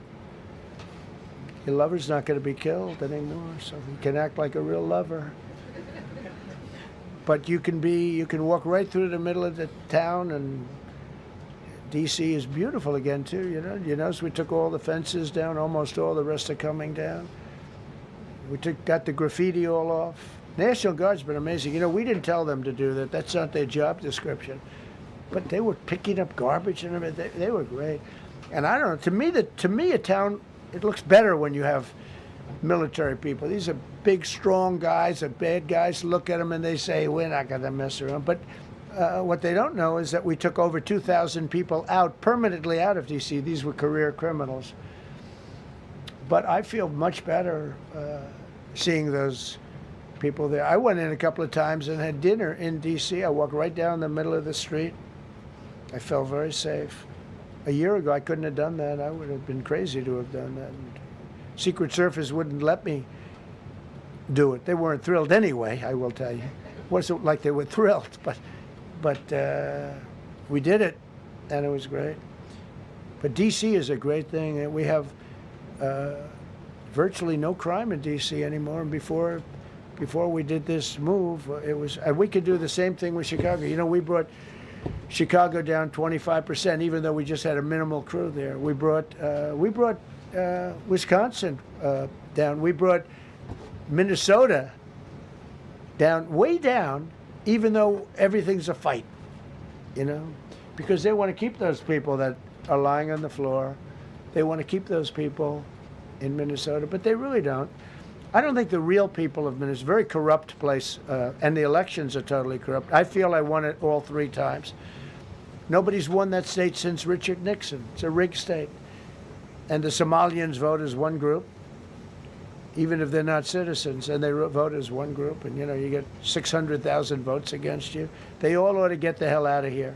They're bad for our country.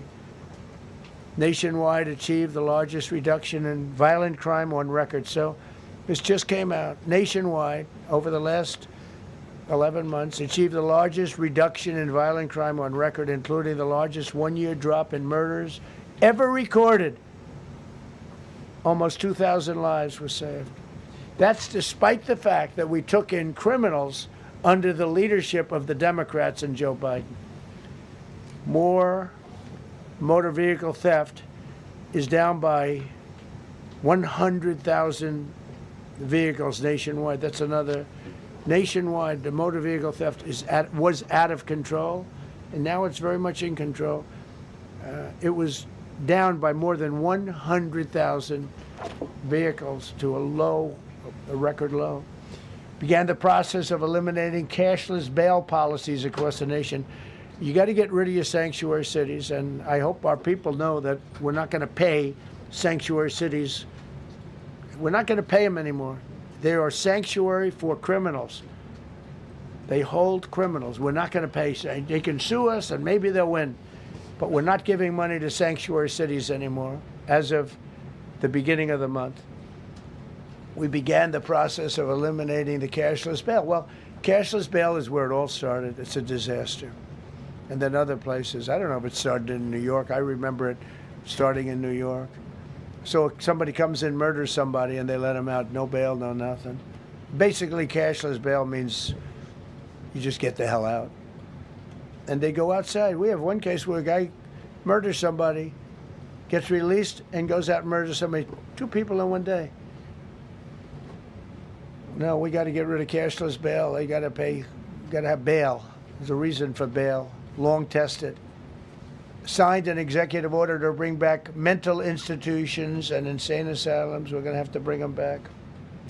Hate to build those suckers, but you got to get the people off the streets. You know, we used to have, when I was growing up, we had in my area in Queens, I grew up in Queens, we had a place called Creedmoor.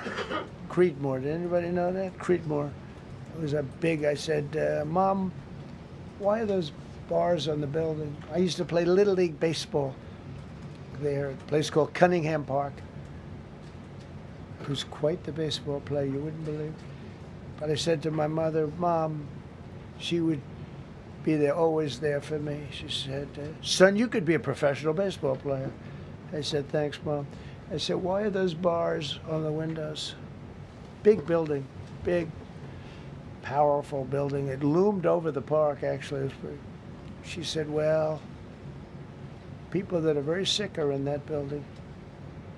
I said, boy, I used to always look at that building and I'd see this big building, big, tall building. It loomed over the park. It was sort of, now that I think it was a pretty unfriendly sight.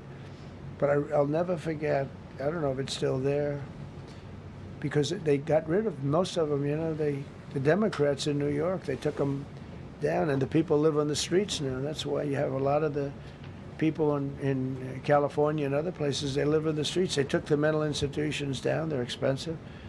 But I'd say, why does that building have those bars? Boy, it wasn't normal. You know, you're used to looking at like a window. But this one, you're looking at all this steel, vicious steel, tiny windows, bars all over the place. Nobody was getting out. It's called a mental institution. That was an insane asylum. Designated Antifa as a domestic terrorist organization, and many others. It is. America is respected again on the world stage. That's another topic. Obliterated Iran's nuclear enrichment capability, and Operation Midnight Hammer was one of the most successful anyone's ever seen. CNN fake news. I don't know where they are. CNN. Anybody from CNN here? Fake news. Nobody wants to raise their hand anymore. They used to argue here. Now, if you're with CNN, you don't raise your hand. But they said, well, maybe it wasn't that successful, which I really was angry because these pilots took their life in their hands. 2 o'clock in the morning with no moon, dead dark, guns shooting at them. They went in with those beautiful B-2s, and every single bomb went down an air shaft and obliterated it. And CNN came out and said, well, maybe it wasn't, by a scam writer who wrote, you know, fake stories, a lot of fake stories on other topics, right? Because when we did it, we said, that's a terrible thing. You know, the pilots came back and they said, we hit everything. They did a great job. Then on top of that, we launched from a submarine about 30 Tomahawks on top of everything else. The place was obliterated. CNN said, well, maybe it wasn't that bad. Turned out it was worse than it was. You know who could tell you that? The Iranians would tell you that. Because if they do anything, they're going to have to start a brand new place. But they did an amazing job. It was like what we did with Venezuela. I mean, nobody's ever seen a military operation like that. Ended 8 unendable wars in 10 months. These were unendable wars. Cambodia and Thailand fighting for years. Kosovo and Serbia. The Congo and Rwanda. Pakistan and India, they were really going at it. 8 planes shot down. They were going to go nuclear, in my opinion.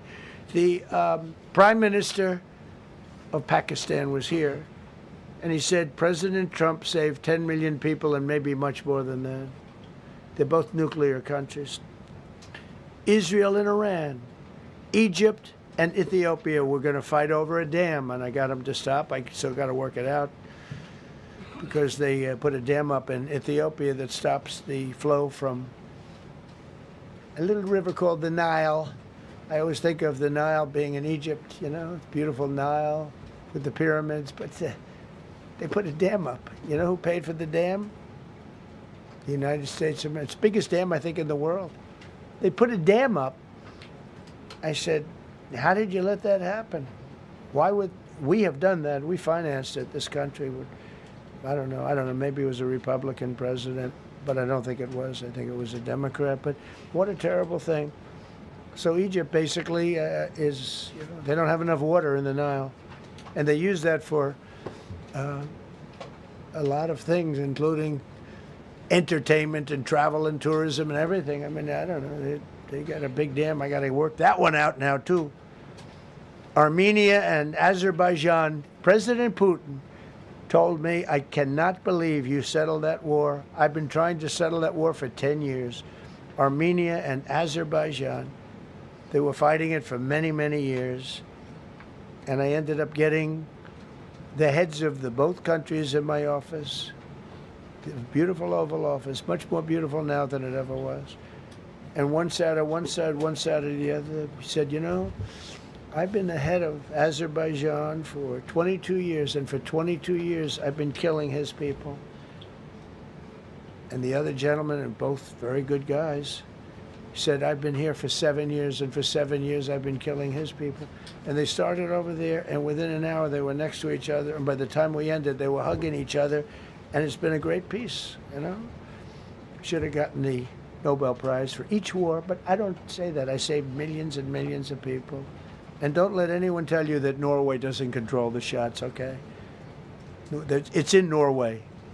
Norway controls the shots. They'll say, we have nothing to do with it. It's a joke. They've lost such prestige. That's why I have such respect for Maria doing what she did. She said, I don't deserve the Nobel Prize. He does. When she got it, they said, wow, that's amazing. I thought President Trump would get it. President Trump deserves it. He ended up 8 wars. How nice, right? It's a good woman. Got all 20 living hostages returned to their families, and the remains, they all came out. We got the 20 living hostages. We got the 28 hostages. They have 1 left that we think we know where it is. Amazing. Looked like we weren't going to get anywhere near that. Now they've gotten almost. And more importantly, we got many more, hundreds. We got them all. If we didn't do it, you wouldn't have had, most of those people would have been dead. I don't know if that's covered properly, but you know, the 20 is great. They were the last ones. I always said the last 20 are going to be hard, but we got them. We got the last 20, and we got close to 28 of the bodies of the dead. And to those parents, that was just as important as getting their son back alive. They were almost even more intent on getting, they knew their son was dead. They wanted to get the body. I got him back. We just created the Board of Peace, which I think is going to be amazing. I wish the United Nations could do more. I wish we didn't need a Board of Peace, but the United Nations, and you know, with all the wars I settled, the United Nations never helped me on one war. I mean, I guess I'm not blaming them. I didn't call them to help, but I got, you know, the presidents and prime ministers together. We knocked heads. We got along, and they liked me. I liked them. Every single one of them nominated me for a Nobel Prize. Every one of the wars, among many other people, nominated me for a Nobel Prize. But Putin told me, I cannot believe you got this war settled. I've worked on it for 10 years because it's his territory. Rescued 83 American hostages and citizens detained from abroad without paying a lot of money. Paid no money. Apprehended terrorists responsible for the Abbey Gate bombing that claimed the lives of 13 U.S. service members in Afghanistan, the lowest point in the history of our country. That was a Biden disaster. I was getting out, but I was getting out with dignity and strength. We were the boss. Oh, we were the boss. They wouldn't do a thing against us. And this very stupid person got in, and what a shame. They should have left from Bagram, which is the big military base, which has hundreds of acres around it. Should have left from Bagram. Terminated visas of Hamas sympathizers and deported pro-jihad foreign nationals. Got NATO members to agree to raise defense spending to 5% of GDP from 2%, and they pay the 5%, and they didn't pay the 2%. And by the way, I did more for NATO than any other person alive or dead. Nobody's done for NATO. And I think for the most part, they'll tell you that. I think you could ask the Secretary General about that, but he said it a lot. I've done more for NATO than anybody, and I see all this stuff, but NATO has to treat us fairly, too. The big fear I have with NATO is we spend tremendous amounts of money with NATO, and I know we'll come to their rescue, but I just really do question whether or not they'll come to ours. You know, I'm just asking. Just saying, right? You remember during the debate? Just saying. Signed $1 trillion investment in U.S. military. And next year, we hopefully will go to a $1.5 trillion. We're building battleships that are 100 times more powerful than the battleships of World War II, which are the big, beautiful, those big, beautiful things with the guns. I said, what about bringing them out of dry dock? They said, sir, what we're building will blow them away. Think of it. These ships are 100 times more powerful than the battleships that you see on Victory at Sea. Do you ever see Victory at Sea? What a great thing that is to watch. Renamed the Department of Defense into the Department of War, which everyone loves, by the way. Signed landmark critical minerals deals with Australia, Malaysia, Thailand, Ukraine, Japan, and many others. We're going to have so much rare earth. It's actually not that rare. Getting it processed is rare, but there's a lot of rare earth. There's a lot of earth around, I can tell you. Withdrew from the corrupt World Health Organization where we were paying hundreds of millions of dollars a year. So we were paying $500 million a year, and China was paying $37 million a year. I said, why aren't we paying the same as China? They said, well, nobody asked. I said, China's got 1.4 billion people. We have 350 million, probably with all the illegals, you know. China probably knows more accurately. But we have much smaller in terms of the number of people. We have a much more powerful military, but we have much smaller. I rebuilt the military during my first term, by the way. And while they gave away a lot to Afghanistan, the Taliban, which was just horrible seeing them, every year seeing them do that military down some dirty street, is a disgrace. But while Biden gave a lot of it away, it's a tiny fraction compared to what we did. I rebuilt the military, and now we're continuing to build it. And bigger and better, we need it. Peace through strength. But we withdrew from the corrupt World Health Organization. So I remember we were paying $500 million. They were paying 37 or 39 million. And I said, how come? So I withdrew, and they called, we'll give you the same deal that they had. I said, well, it should be less than that, because if they're at 37 and you have 3 times, 4 times the number of people, even maybe 5 times, I don't know. So it should be less, but I didn't want to chisel around. And I thought about it. So I could have taken 500 million to 37, and everybody knew it. I chose not to do it because it was actually very popular when I got out, because they were terrible. And so I chose not to take that deal. First thing Biden did is go back into it. You know what he paid? More than 500 million. So I actually called them. I said, you know, you can buy it for less. You can make a deal at 37. There's no reason to pay 500. They didn't care. They paid more than 500. Did you know that? They paid more than 500 million. I made a deal at 37. I could have had 37. They were public about it. We'll give you the same deal that China has for 37. And they paid $500 million. That's the way you ruin a country. And it's the same attitude that, you know, you have on everything else with these people. They were terrible. The anti-American UN Human Rights Council we ended. The UN Relief and Works Agency we ended, and the fake Paris Climate Accord, which was a ripoff of America, where we had to pay $1 trillion and they were paying nothing. China didn't kick in until 2035. We kicked in immediately. We were supposed to pay $1 trillion. Russia went to a standard of 1991, which was a dirtier standard, but we had to pay top dollar. So I terminated that. Another wreck.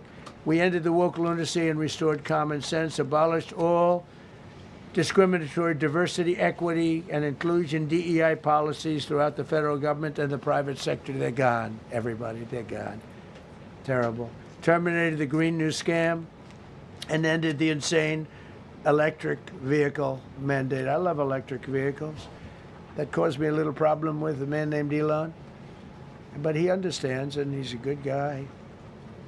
We get along, but I said, Elon, we can't have all electric cars. We just can't do it. I like the electric cars. I like his car. But in particular, I like his car. But we can't do that because some people don't want an electric car by 2030. And to build the power stations all over the country would have cost $4 trillion. $4 trillion, that's more than any country has. If you got China, the United States, and everyone, you couldn't do it.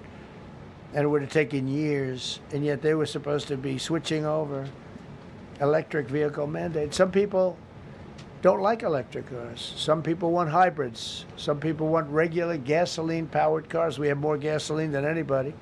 And now with Venezuela, we have 62% of the market when you include Venezuela.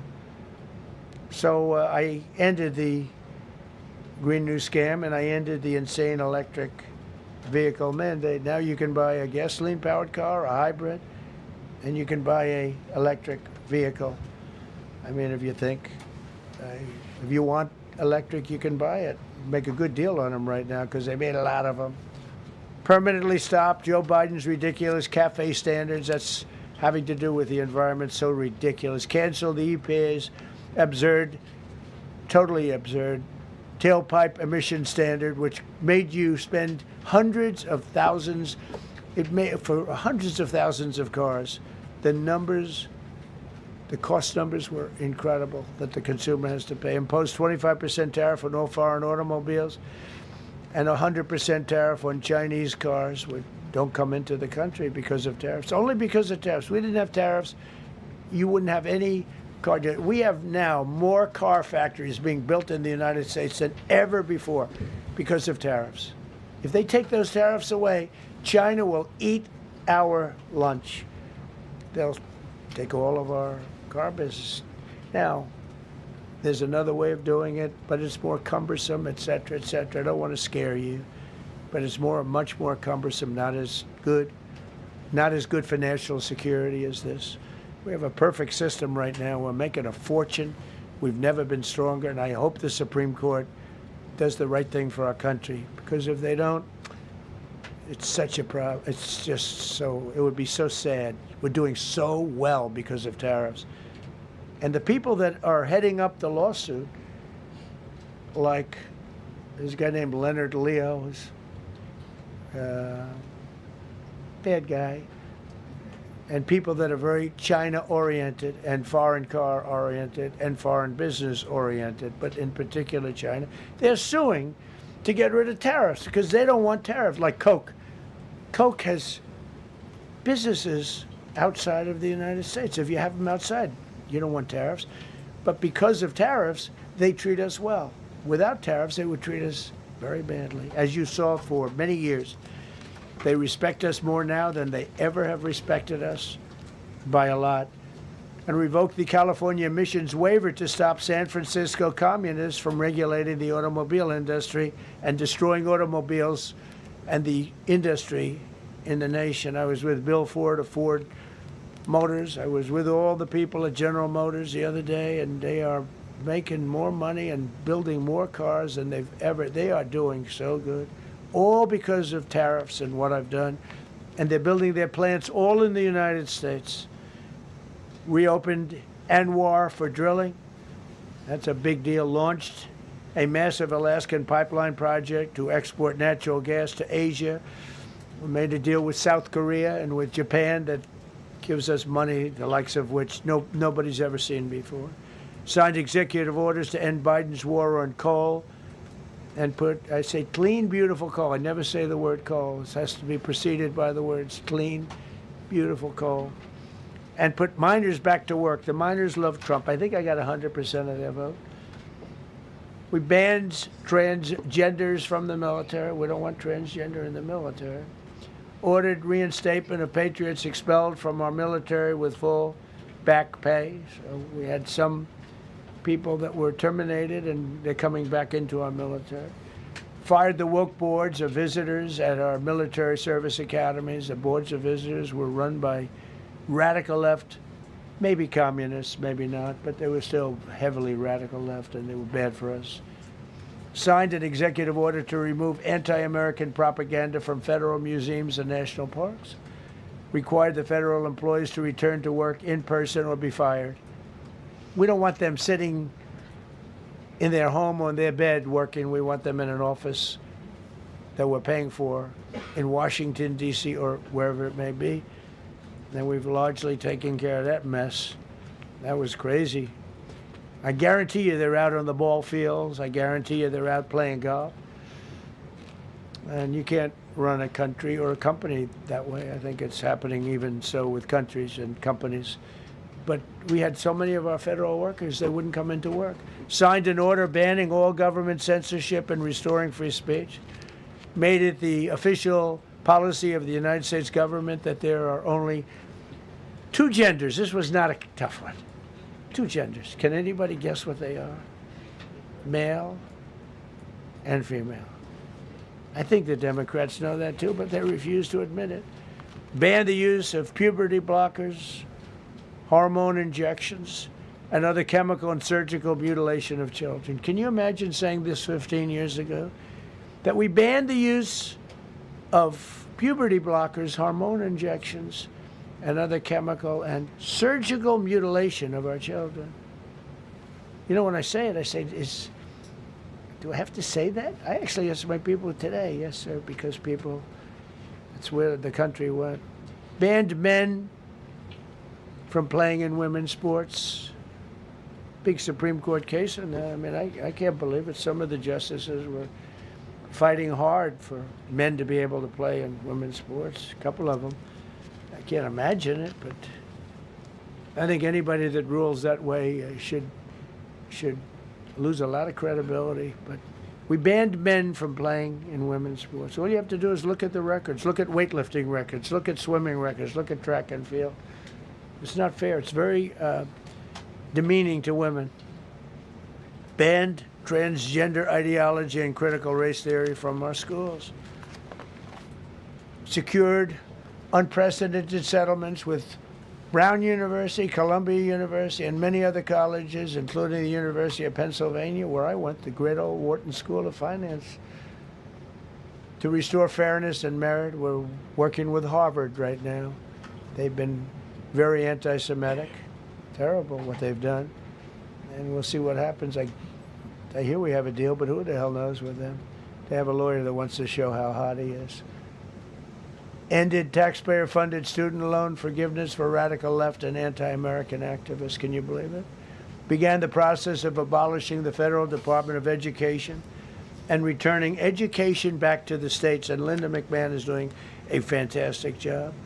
Ended Joe Biden's weaponization of our government and removed his hand-picked radical left Marxist prosecutors from the Department of Justice, like deranged Jack Smith. He's a sick son of a bitch. They gave me the worst of the worst. And here I am. How did that happen? How did that happen? He's a sick guy, and Letitia James is sick, and Alvin Bragg is sick. They're sick people. And others. Fani, you can't call her Fanny. She doesn't like it. She wants to be called Fani. Fani Willis. I won. Can you imagine putting somebody through that? And then if I suggest that somebody may be guilty of a terrible crime, oh, he's weaponizing government. Trump is weaponizing government. It's terrible. Can you imagine? They say to me about weaponize, I don't weaponize anything. But what they did to me, nobody ever went through what I went through. And here I am in a place called the White House. It's a beautiful place. Who would have thought, right? Signed legislation to cut all taxpayer funding to woke and biased NPR and PBS. And they're sort of gone now, I guess. I heard they closed up. They were terrible. They were so unfair. They were so terrible. Officially reinstated Columbus Day. I like the name Columbus Day. The Italian people are very happy about it. Remember, when you go to the voting booths, I reinstated Columbus Day. That was an easy one. Christopher Columbus, cut Social Security wait times by 50%, serve 65% more Social Security recipients by phone, and are on track to doubling the service and performance compared to the Biden administration. We're 2.5 to 3 times better and faster. Slash VA claims backlog to the lowest number ever recorded. Created Trump accounts starting with $1,000 for every newborn baby. This is something that's become so popular. And I give Mr. and Mrs. Michael Dell Computer, who put in $6.25 billion, started with nothing. And he actually invested all that money to give to kids so that when they grow up, they have an account that might be worth a lot of money. It'll be riding with the markets. And, you know, they can, at 20 years old, 21 years old, they could have $100,000. They could have a lot of money. That's going to be amazing. But I give a lot of credit to Mr. and Mrs. Michael Dell. Signed AI executive order to ensure the United States dominates the future of artificial intelligence. So we're leading China. We're leading the whole world. We're producing more electricity than we ever have because I'm allowing every one of those plants to build their own electric facility. We're giving them very, very fast approvals, unlike Los Angeles with a fire. So the federal government, I want to give a lot of credit to Lee Zeldin. The hardest approval for the 20,000 houses or more that burned down in Los Angeles because they didn't have the water. They didn't allow the water to come down from the Pacific Northwest. They routed the water into the Pacific Ocean. So we had no water there. No, he had. I would say open up the water. Open it up to the governor, to the mayor. They didn't want to do it. They wanted to protect a tiny little fish that's, you know, I said, how can you have a fish when you don't have any water? It was just an excuse, I guess. But it's amazing. We took 20,000 houses. And Lee Zeldin, the toughest permit is from the federal government. Within 2 weeks, every single permit was given to the people to build their houses. Then you have the incompetent mayor of Los Angeles. He's neutral, who decided to go to Africa during the fire. So you have this incompetent mayor. And I had it out with her the night when I got, right after the fire, I went there. She said, we're working on it so that we can have everybody starting to build within 2 or 3 years. Remember that? I said, you mean 2 or 3 days? No, I mean 2 or 3 years. And the place went crazy. Well, they still haven't gotten their permits. But every federal permit, every single one has been given a year ago. And Lee Zeldin has done a great job. And he's done a great job in the approval of all these big plants and factories and all of the electricity that they're creating for themselves. I said to Zuckerberg, I said to all of them, I said to Jeff Bezos, I said to everybody. Mark Zuckerberg couldn't believe it. He said, you know, where are we going to get all the electricity? Because you need double the electricity that the country currently makes just to fire up those big plants. I said, well, nobody can do that. So what we're going to do is let you make your own electricity. Nobody believed it. And I said, we're going to get you fast permits. So we get them within 2 weeks. And they're coming up with some of the most incredible electric plants you've ever seen. So each one of those massive buildings, AI or otherwise, is building their own electricity. They're building their own plant. And it's incredible. Many of them are under construction already. They're going to have, we're leading AI and we're leading China by a lot. Established a MAHA presidential commission, banned many artificial food dyes, as you know, issued new vaccine recommendations, and created new real food pyramid. And Bobby and Dr. Oz have been incredible. Provided $12 billion in aid for American farmers. Just gave them $12 billion in aid because they got screwed by other nations. And the number of drug dealers have fallen every single month since I took office. Drug dealers are way down in the United States, and that's a small version of what's sitting right there. That's just a small version. We took a country that was dead, and it's the hottest country in the world right now, and that's after 1 year. So let's go. Finally! That's That's a lot of people. All right, please. Yeah, go ahead. Thank you so much, Mr. President. I have two questions for you. One, do you want your Board of Peace to replace the UN? Well, it might. I mean, the UN just hasn't been very helpful. I'm a big fan of the UN potential, but it has never lived up to its potential. The UN should have settled every one of the wars that I settled. I never went to them. I never even thought to go to them. They should be able to settle those wars. They don't. I believe you got to let the UN continue because the potential is so great. And I wonder, Mr. President, you invited Lula from Brazil to be part of the Board of Peace. I did. What role do you expect him to play, especially A big role. I like him. Venezuela? Yeah, and I like another one, because the Are you from Brazil? Yes. The EU and Mercosur just signed a trade agreement this weekend, which is going to be the biggest trade zone, free zone in the world. Right. At the moment, you are talking a lot about tariffs.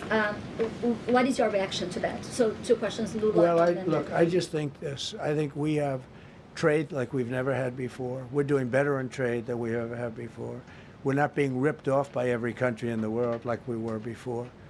We're doing numbers that nobody's ever thought possible. We're the richest we ever were. It's because of tariffs and the proper use of tariffs, and we're also the most secure. As an example, Iceland, without tariffs, they wouldn't even be talking to us about it. So we'll see what happens. I think it's going to work out quite well. Yeah, right behind. Thank you, Mr. President. How would you characterize your relationship with Emmanuel Macron and Keir Starmer right now? And have you spoken to them since your Truth Social post last No, I night? haven't, but I think I get along very well with them. I mean, they always treat me well. They get a little bit rough when they're, when I'm not around. But when I'm around, they treat me very nicely. And, I like both of them. They're both liberal. They've got to straighten out their countries. You can't, London is having a lot of problems. And if you look at Paris, got a lot of problems. They have two problems, immigration and energy. They got to stop with the windmills, and they got to go back like UK has an unbelievable asset called the North Sea. Norway uses it, makes a fortune. They have a better section of it, and they don't do it. They could straighten out their countries, and it would be good. But I get along very well with them. You told Norway's prime minister. Are you from Norway? No. You look like you would be from Norway. She looks like she's from Norway. Go ahead. You told Norway's prime minister that you not winning the Nobel Peace Prize made you feel less obligated to think purely of peace. Well, I lost a lot of respect for Norway. And I believe very strongly that Norway controls the Nobel Prize. But you have to understand, I settled 8 wars. I've had every one of those wars, every participant wrote, I didn't ask him to do it. They sent in strong they make recommendations for that. But I settled 8 wars. No president's probably ever settled 1 war. I don't know, think of it. I did 8. The reason I do it is because it's easy for me to do. And I didn't do it for a Nobel Prize. I did it because I'm saving a lot of lives. I'm trying to settle the final one. I'm trying to do Russia-Ukraine. And when Russia's ready, Ukraine's not. When Ukraine's ready, Russia's not. But they're losing 25,000 people a month on average. And I'm trying to get that one done. But no, I feel that Norway has tremendous control over who gets the Nobel Prize, despite what they say. How far are you willing to go to acquire Greenland? You'll find out. Mr. President, Kevin Hassett has said that those $2,000 tariff rebate checks would be up to Congress to decide whether or not to disperse that. Do you agree with Kevin Hassett on that, or do you think you can do that unilaterally? No, I don't think we would have to go the Congress route, but we'll find out. The reason we're even talking about it is that we have so much money coming in from tariffs that we'll be able to issue at least a $2,000 dividend and also pay down debt for the country. But we'd do a $2,000 dividend to the people of our country. We would probably set a limit of, income limit where it made sense. But we will be able to make a very substantial dividend to the people of our country. I believe we can do that without Congress. Last night on Truth Social, you said that the British plan to hand the base of Diego Garcia over to Mauritius and then rent it back was an act of great stupidity. Previously, you've backed that deal. Is it now your position that the deal should not go ahead? I think that they, when they originally were going to do it, they were talking about doing some concept of ownership. But now they're looking to essentially just do a lease and sell it. And I'm against that. It's a reasonably nothing like Greenland, but it's a reasonably important area of the globe. Not to anywhere near Greenland, but I think they should keep it. I don't know why they're doing it. Do they need money? Mr. President, with your support to the Syrian government, most probably you avoided another civil war and a bloodshed in Syria, especially after the fall of the regime. I did a good job. And, the Syrian government, the last 2 weeks, had to use some force to implement its force on specific areas. And well, with to keep the prisoners, the terrorist prisoners, which are some of the worst in the world, at bay. So they were able to keep that. He's working very hard. The president of Syria is working very, very hard. Strong guy, tough guy, pretty rough resume. But you're not going to put a choir boy in there and, get the job done. I spoke with him yesterday because we were talking about the prisons and, what was going on. We have some of the worst terrorists in the world in those prisons, and he's watching them. Syria. Go Mr. ahead. President, Gavin Newsom is going to be at Davos if he's not already there. You're probably going to run into him. I presume that this is for him to raise his platform for 2028, but what do you anticipate his foreign policy platform is going to be? I don't know. I mean, I don't know that he's going to be the nominee. I know this. I had a very good relationship with Gavin Newsom when we were, in office together. I was president. He was the governor of California. We had he would talk about it often, and somewhere we just went astray. I just hate the way California is being run. We actually have people leaving. It's never happened before, but I hate the way it's being run. He and I had a very good relationship, really close to the word exceptional, but now we seem not to. Thank you, President Trump. President Trump, you spoke earlier. Mr. President, you've been hearing from allies. Thank you. Thank you so much, President Trump. Kara Castanova from Lindell TV. And you spoke earlier about the 2020 election. Now that Maduro is in U.S. custody and he was criminally charged, has any more information emerged that you could share with us regarding Venezuelan election software and Venezuelan ties to tampering with the 2020 election? And would you consider speaking to Maduro personally in prison in New York to get some answers on Venezuela's involvement with the 2020 election? No, I don't think I would be doing that. I think my lawyers would be very unhappy if I did. Yeah, they've learned some things. Please. What happens to the tariff threat to Greenland if the Supreme Court comes out and rules against you on the tariffs? And well, I'll have to use something else. I mean, look. Are you willing to use force? Take a look at the word license. Take a look at other things. I mean, we have other alternatives. But what we're doing now is the best, the strongest, the fastest, the easiest, the least complicated. Sir, if you move ahead with the Greenland-related tariffs on Europe, you secured almost $1 trillion of commitments from them to invest in the United States. Does that go kaput out the window if that happens? I doubt it. Look, they need that agreement very badly with us. They really do. They fought very hard to get it. So I doubt that, but we'll see what happens. We have a lot of meetings scheduled on Greenland. I'm leaving tonight, as you know, for Davos. And we have a lot of meetings scheduled on Greenland. And I think things are going to work out pretty well, actually. And so Thank you, Mr. President. Could you still go to Paris for the G7 emergency meeting as offered by President Macron? No, I wouldn't do that. No.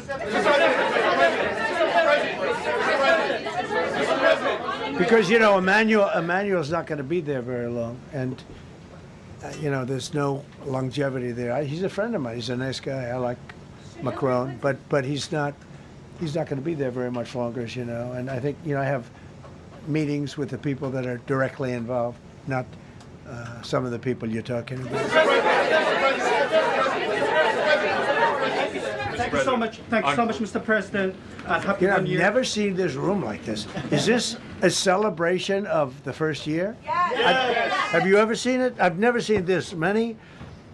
I hope we have a very good structural floor. This used to be a swimming pool. You're sitting over a swimming pool. I could see that happen.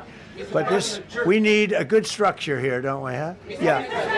Mr. President. Thank you so much, Mr. President. Happy 1-year anniversary. Thank you. And my question is on Syria. The Kurds, as the most loyal U.S. partners, facing attacks by some Syrian elements within the Syrian government. Will you do to ensure the Kurdish rights protected and their effective forces against terrorism in Rojava, Syria continue, as the Kurdish see you as a president does not abandon his allies? Well, I like the Kurds, but just so you understand, the Kurds were paid tremendous amounts of money, were given oil and other things, so they were doing it for themselves, more so than they were doing it for us, but we got along with the Kurds, and we are trying to protect the Kurds, that's correct. Ahead of your speech in Davos, can you give us a preview of what we can expect as far as, laying out the plans for Americans to be able to buy homes? I think more than anything else, what I'm going to be speaking about is the tremendous success that we've had in 1 year. I didn't think we could do it this fast. Think of it, it's just now 12 months, and I say it often, we have the most successful country in the world, we have the hottest country anywhere in the world by far, and this country would have been absolutely stone cold dead. And I'm going to be talking about it. I'm going to be, because, a lot of them could use some of the advice as to what we did. They need energy. You take a look at their energy policy, they're going to destroy themselves with what they're doing with the windmills and all the nonsense. They need energy help badly, or they're going to be in big trouble, and they need immigration help badly. How much longer do you want to go? Call it. I do. I have a very important call with President Erdogan, who I like a lot. All right, one or two more questions. Go ahead. Mr. President. Thank you, Mr. President. During Go your ahead, second. please. Go ahead. One Thank question you, Mr. about the President. critical one. Yes. Thank you, Mr. President. The red blouse. Go ahead. You talked a lot at the beginning of this about the economy, some positive economic indicators. Polling shows a majority of Americans don't feel the economy is doing well. Are you worried you're making the same mistake as President Biden by telling No, them? I hope I don't make the same mistake as him. Look, I inherited a terrible, it's a great question, because we inherited a terrible, terrible mess between the border, between all the problems. The whole country was falling apart. And in 12 months, less than 12 months, in 12 months, we have the strongest border we've ever had. We have prices that are much, much lower than they were for the last time. We inherited very high prices. We inherited, remember this, inflation was at a historic high. We had never had inflation like that. They say 48 years, but whether it's 48 years or ever, we had the highest inflation, in my opinion, that we've ever had. Prices, because of that, were very high. I inherited, we brought down eggs immediately. Remember the first news conference, they were screaming at me about eggs. I was in the position for 2 days, and we brought eggs down to lower than what they were before. And by the way, they continue that way. We brought the prices down from when I came into office and from what Biden had, way down. We're going to bring them down further. But the job we did is a miracle. One of the reasons I'm doing this today is to explain. We inherited a mess, and we've made it a beautiful, beautiful picture. Think of gasoline at $1.99 in many states. $1.99 a gallon. It was $4.50, $5, in some cases $6 or $7. We're at $1.99.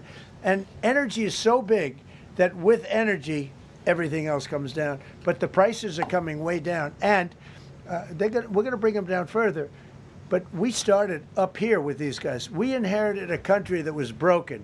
We inherited a country, and I have a very warm spot. We've done very well with Venezuela. And by the way, that even in itself is going to help us bring down the oil prices. The Venezuelan oil, we've taken 50 million gallons of oil. We've taken 50 million barrels of oil out of Venezuela in the first 4 days. We've got millions of barrels of oil left. We're selling it on the open market. We're bringing down oil prices incredibly. And when they come down, and they've already come down, again, $1.99 a gallon for oil. Nobody thought they'd ever see it. All right, one or two more. Go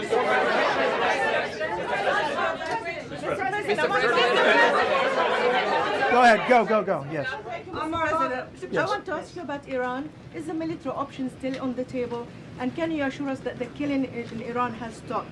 And when regard to the Peace Council, which members have to pay $1 billion? So with Iran, are you from Iran? No, I cover the White House. Where are you from? I'm Palestinian American. So with Iran, they were going to hang 837 people, and I let them be known that, and we let them know that if that happens, that will be a very bad day for them. And they decided not to do it. They didn't hang the people. I can't tell you what's going to happen in the future, but supposedly they've taken that off the table. But they were going to, last week, they were going to hang on Thursday or Wednesday. They were going to hang, I think, 837 people, and they didn't hang anybody. So we're just going to have to see what happens with Iran. Is the military option off the table?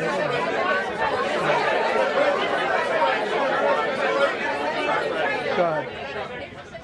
Thank you, Mr. President. President Trump. Thank you, President Go Trump. ahead, please. Thank you, Mr. President. Go ahead, I'll take your question. Okay, thank you. Thank you, Thank you, Go Mr. ahead, President. right here. Thank you, Mr. President. You promised during your second inaugural to always put America first. I'm curious, how would you winning the Nobel Peace Prize improve the lives of average, everyday Americans? Why is this prize so important? It wouldn't improve the lives of any. What improved the lives of people are people that are living. I saved probably tens of millions of lives in the wars. You know, if you add up the numbers, just if you look at any one of those wars, you're talking about millions of people. You multiply it times 8.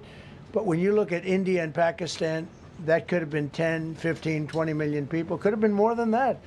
So I saved millions of people. So that, to me, is the big thing. What?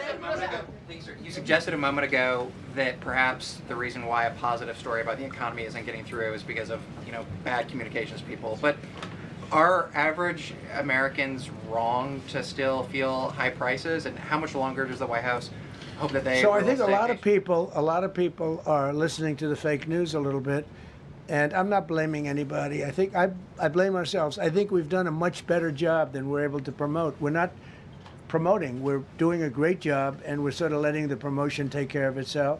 One of the reasons I'm doing this news conference, I think it's important. We have taken a mess and made it really good. It's going to get even better. But if you look at prices from a year or a year and a half ago, you look at the Biden prices, they were way up through the sky. And, they use the word affordability. They just say affordability and they don't talk about it. They created the affordability problem, and we are solving it. We have solved a lot of it.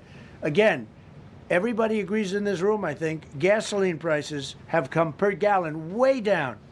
When that happens, everything else comes down, but they've come down way down. Many of the groceries have come way down. It's all happening, and it's happening strong. But if you go back a year and a half, 2 years, take a look at those prices and look at the prices now.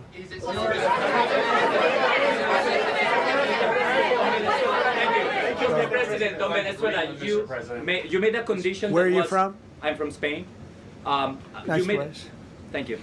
You made a condition that the political prisoners should be freed. It seems that they are not being as fast as they promised in the beginning. Would that be an issue for the current government? They've agreed that they're going to let, I guess, most of them out. Or depends on what they did, but they have released a lot of. Released a lot of political prisoners in Venezuela. Mr. President, earlier on last year, you had indicated that you wanted to take back the Panama Canal. I know we've heard a lot about Greenland. Is that still on the table? I don't want to tell you that. Sort of. I must say, sort of. That's sort of it. Okay, one more. Yes, blonde, blue. Yes, go ahead, ma'am. Go ahead with the blue, holding the computer. If a consequence of your determination to take control of Greenland is the ultimate breakup of the NATO alliance, is that a price you're willing to pay? You mean the breakup of it's very interesting. The NATO alliance. So I think something's going to happen that's going to be very good for everybody.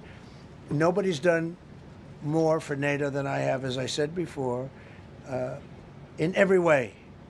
Getting them to go up to 5% of GDP was something that nobody thought was possible, and pay. At 2%, they weren't paying. At 5%, they are paying.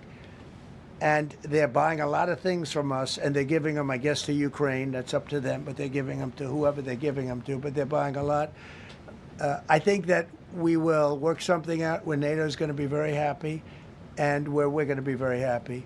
But we need it for security purposes. We need it for national security and even world security. It's very important. How about it? Thank you very much. First of all, last year you told me that you believe that the reason you won the election is because God put you in this place so that you could save the world. Looking back 1 year, do you feel like God is proud of the effort that you've put in? I do, actually. I think God is very proud of the job I've done. And that includes for religion. You know, we're protecting a lot of people that are being killed. Christians and Jewish people, and lots of people are being protected by me that wouldn't be protected by another type of president. No, I think a lot of people are very proud of the job we've done. We've had an amazing year. This has been one of the greatest years. Even some people that wouldn't necessarily love me instinctively, they're saying this was an incredible year. We've had an incredible year economically. Look at our border. Our border was a disaster. People poured. It was an invasion into our country of a lot of very bad people. Good people too, but a lot of very bad people from prisons and drug dealers and gangs and horrible people, murderers, thousands and thousands of murderers allowed into our country. And we now have the strongest border of any country. There's probably not a country, I guess North Korea has a pretty strong border, by the way, but there's not a country in the world that has a border like we do. And we took it from the worst border. We had the worst border in the world. Now we have one of the strongest borders in the world. One more question. Mr. President, you said you're confident something's going to get worked out in Greenland, but Greenlanders have made it clear they don't want to be part of the U.S. Well, what gives the U.S. the right to take away that self-determination? When I speak to them, I'm sure they'll be thrilled. Mr. President, are you committed to keeping the U.S. in NATO? I've had such a good relationship. I've made it so much better, so much stronger. It's so good now. NATO is so much stronger now. I don't agree with a lot of the things they've done, but that was done before I got there. I think NATO's been good. Sometimes it's overrated, sometimes it's not. But we have a strong NATO.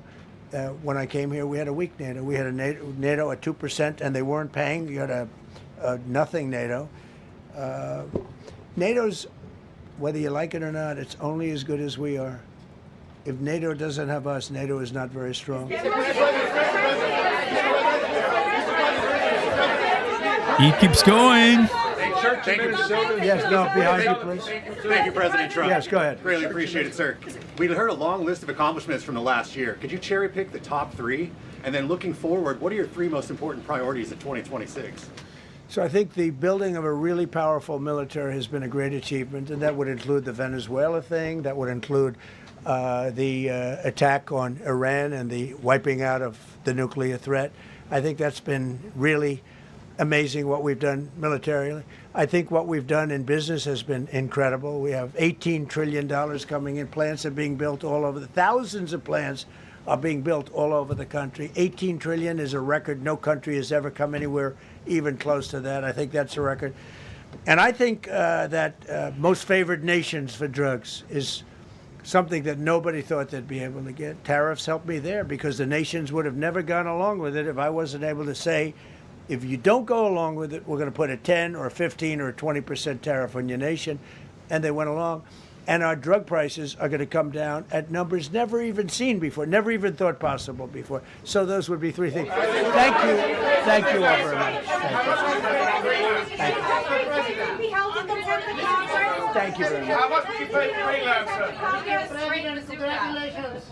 How was the game? Go Indiana.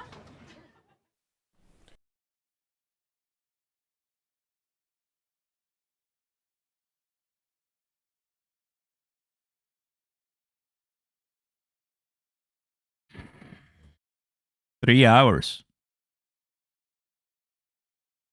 My friends, thank you.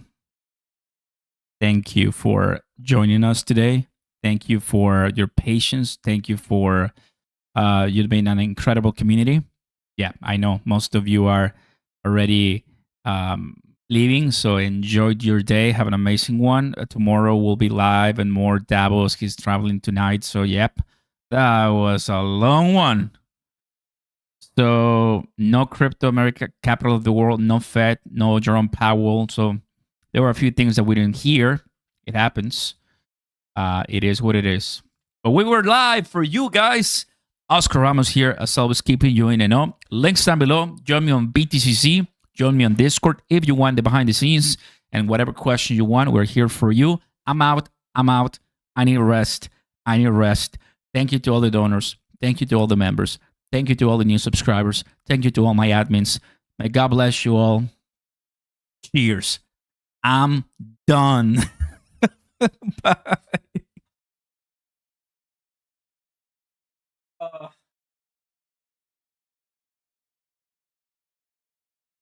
Oh my goodness. That's it. That was a long one, guys. That was a long one. Classic Trump. Love it. Have a good one.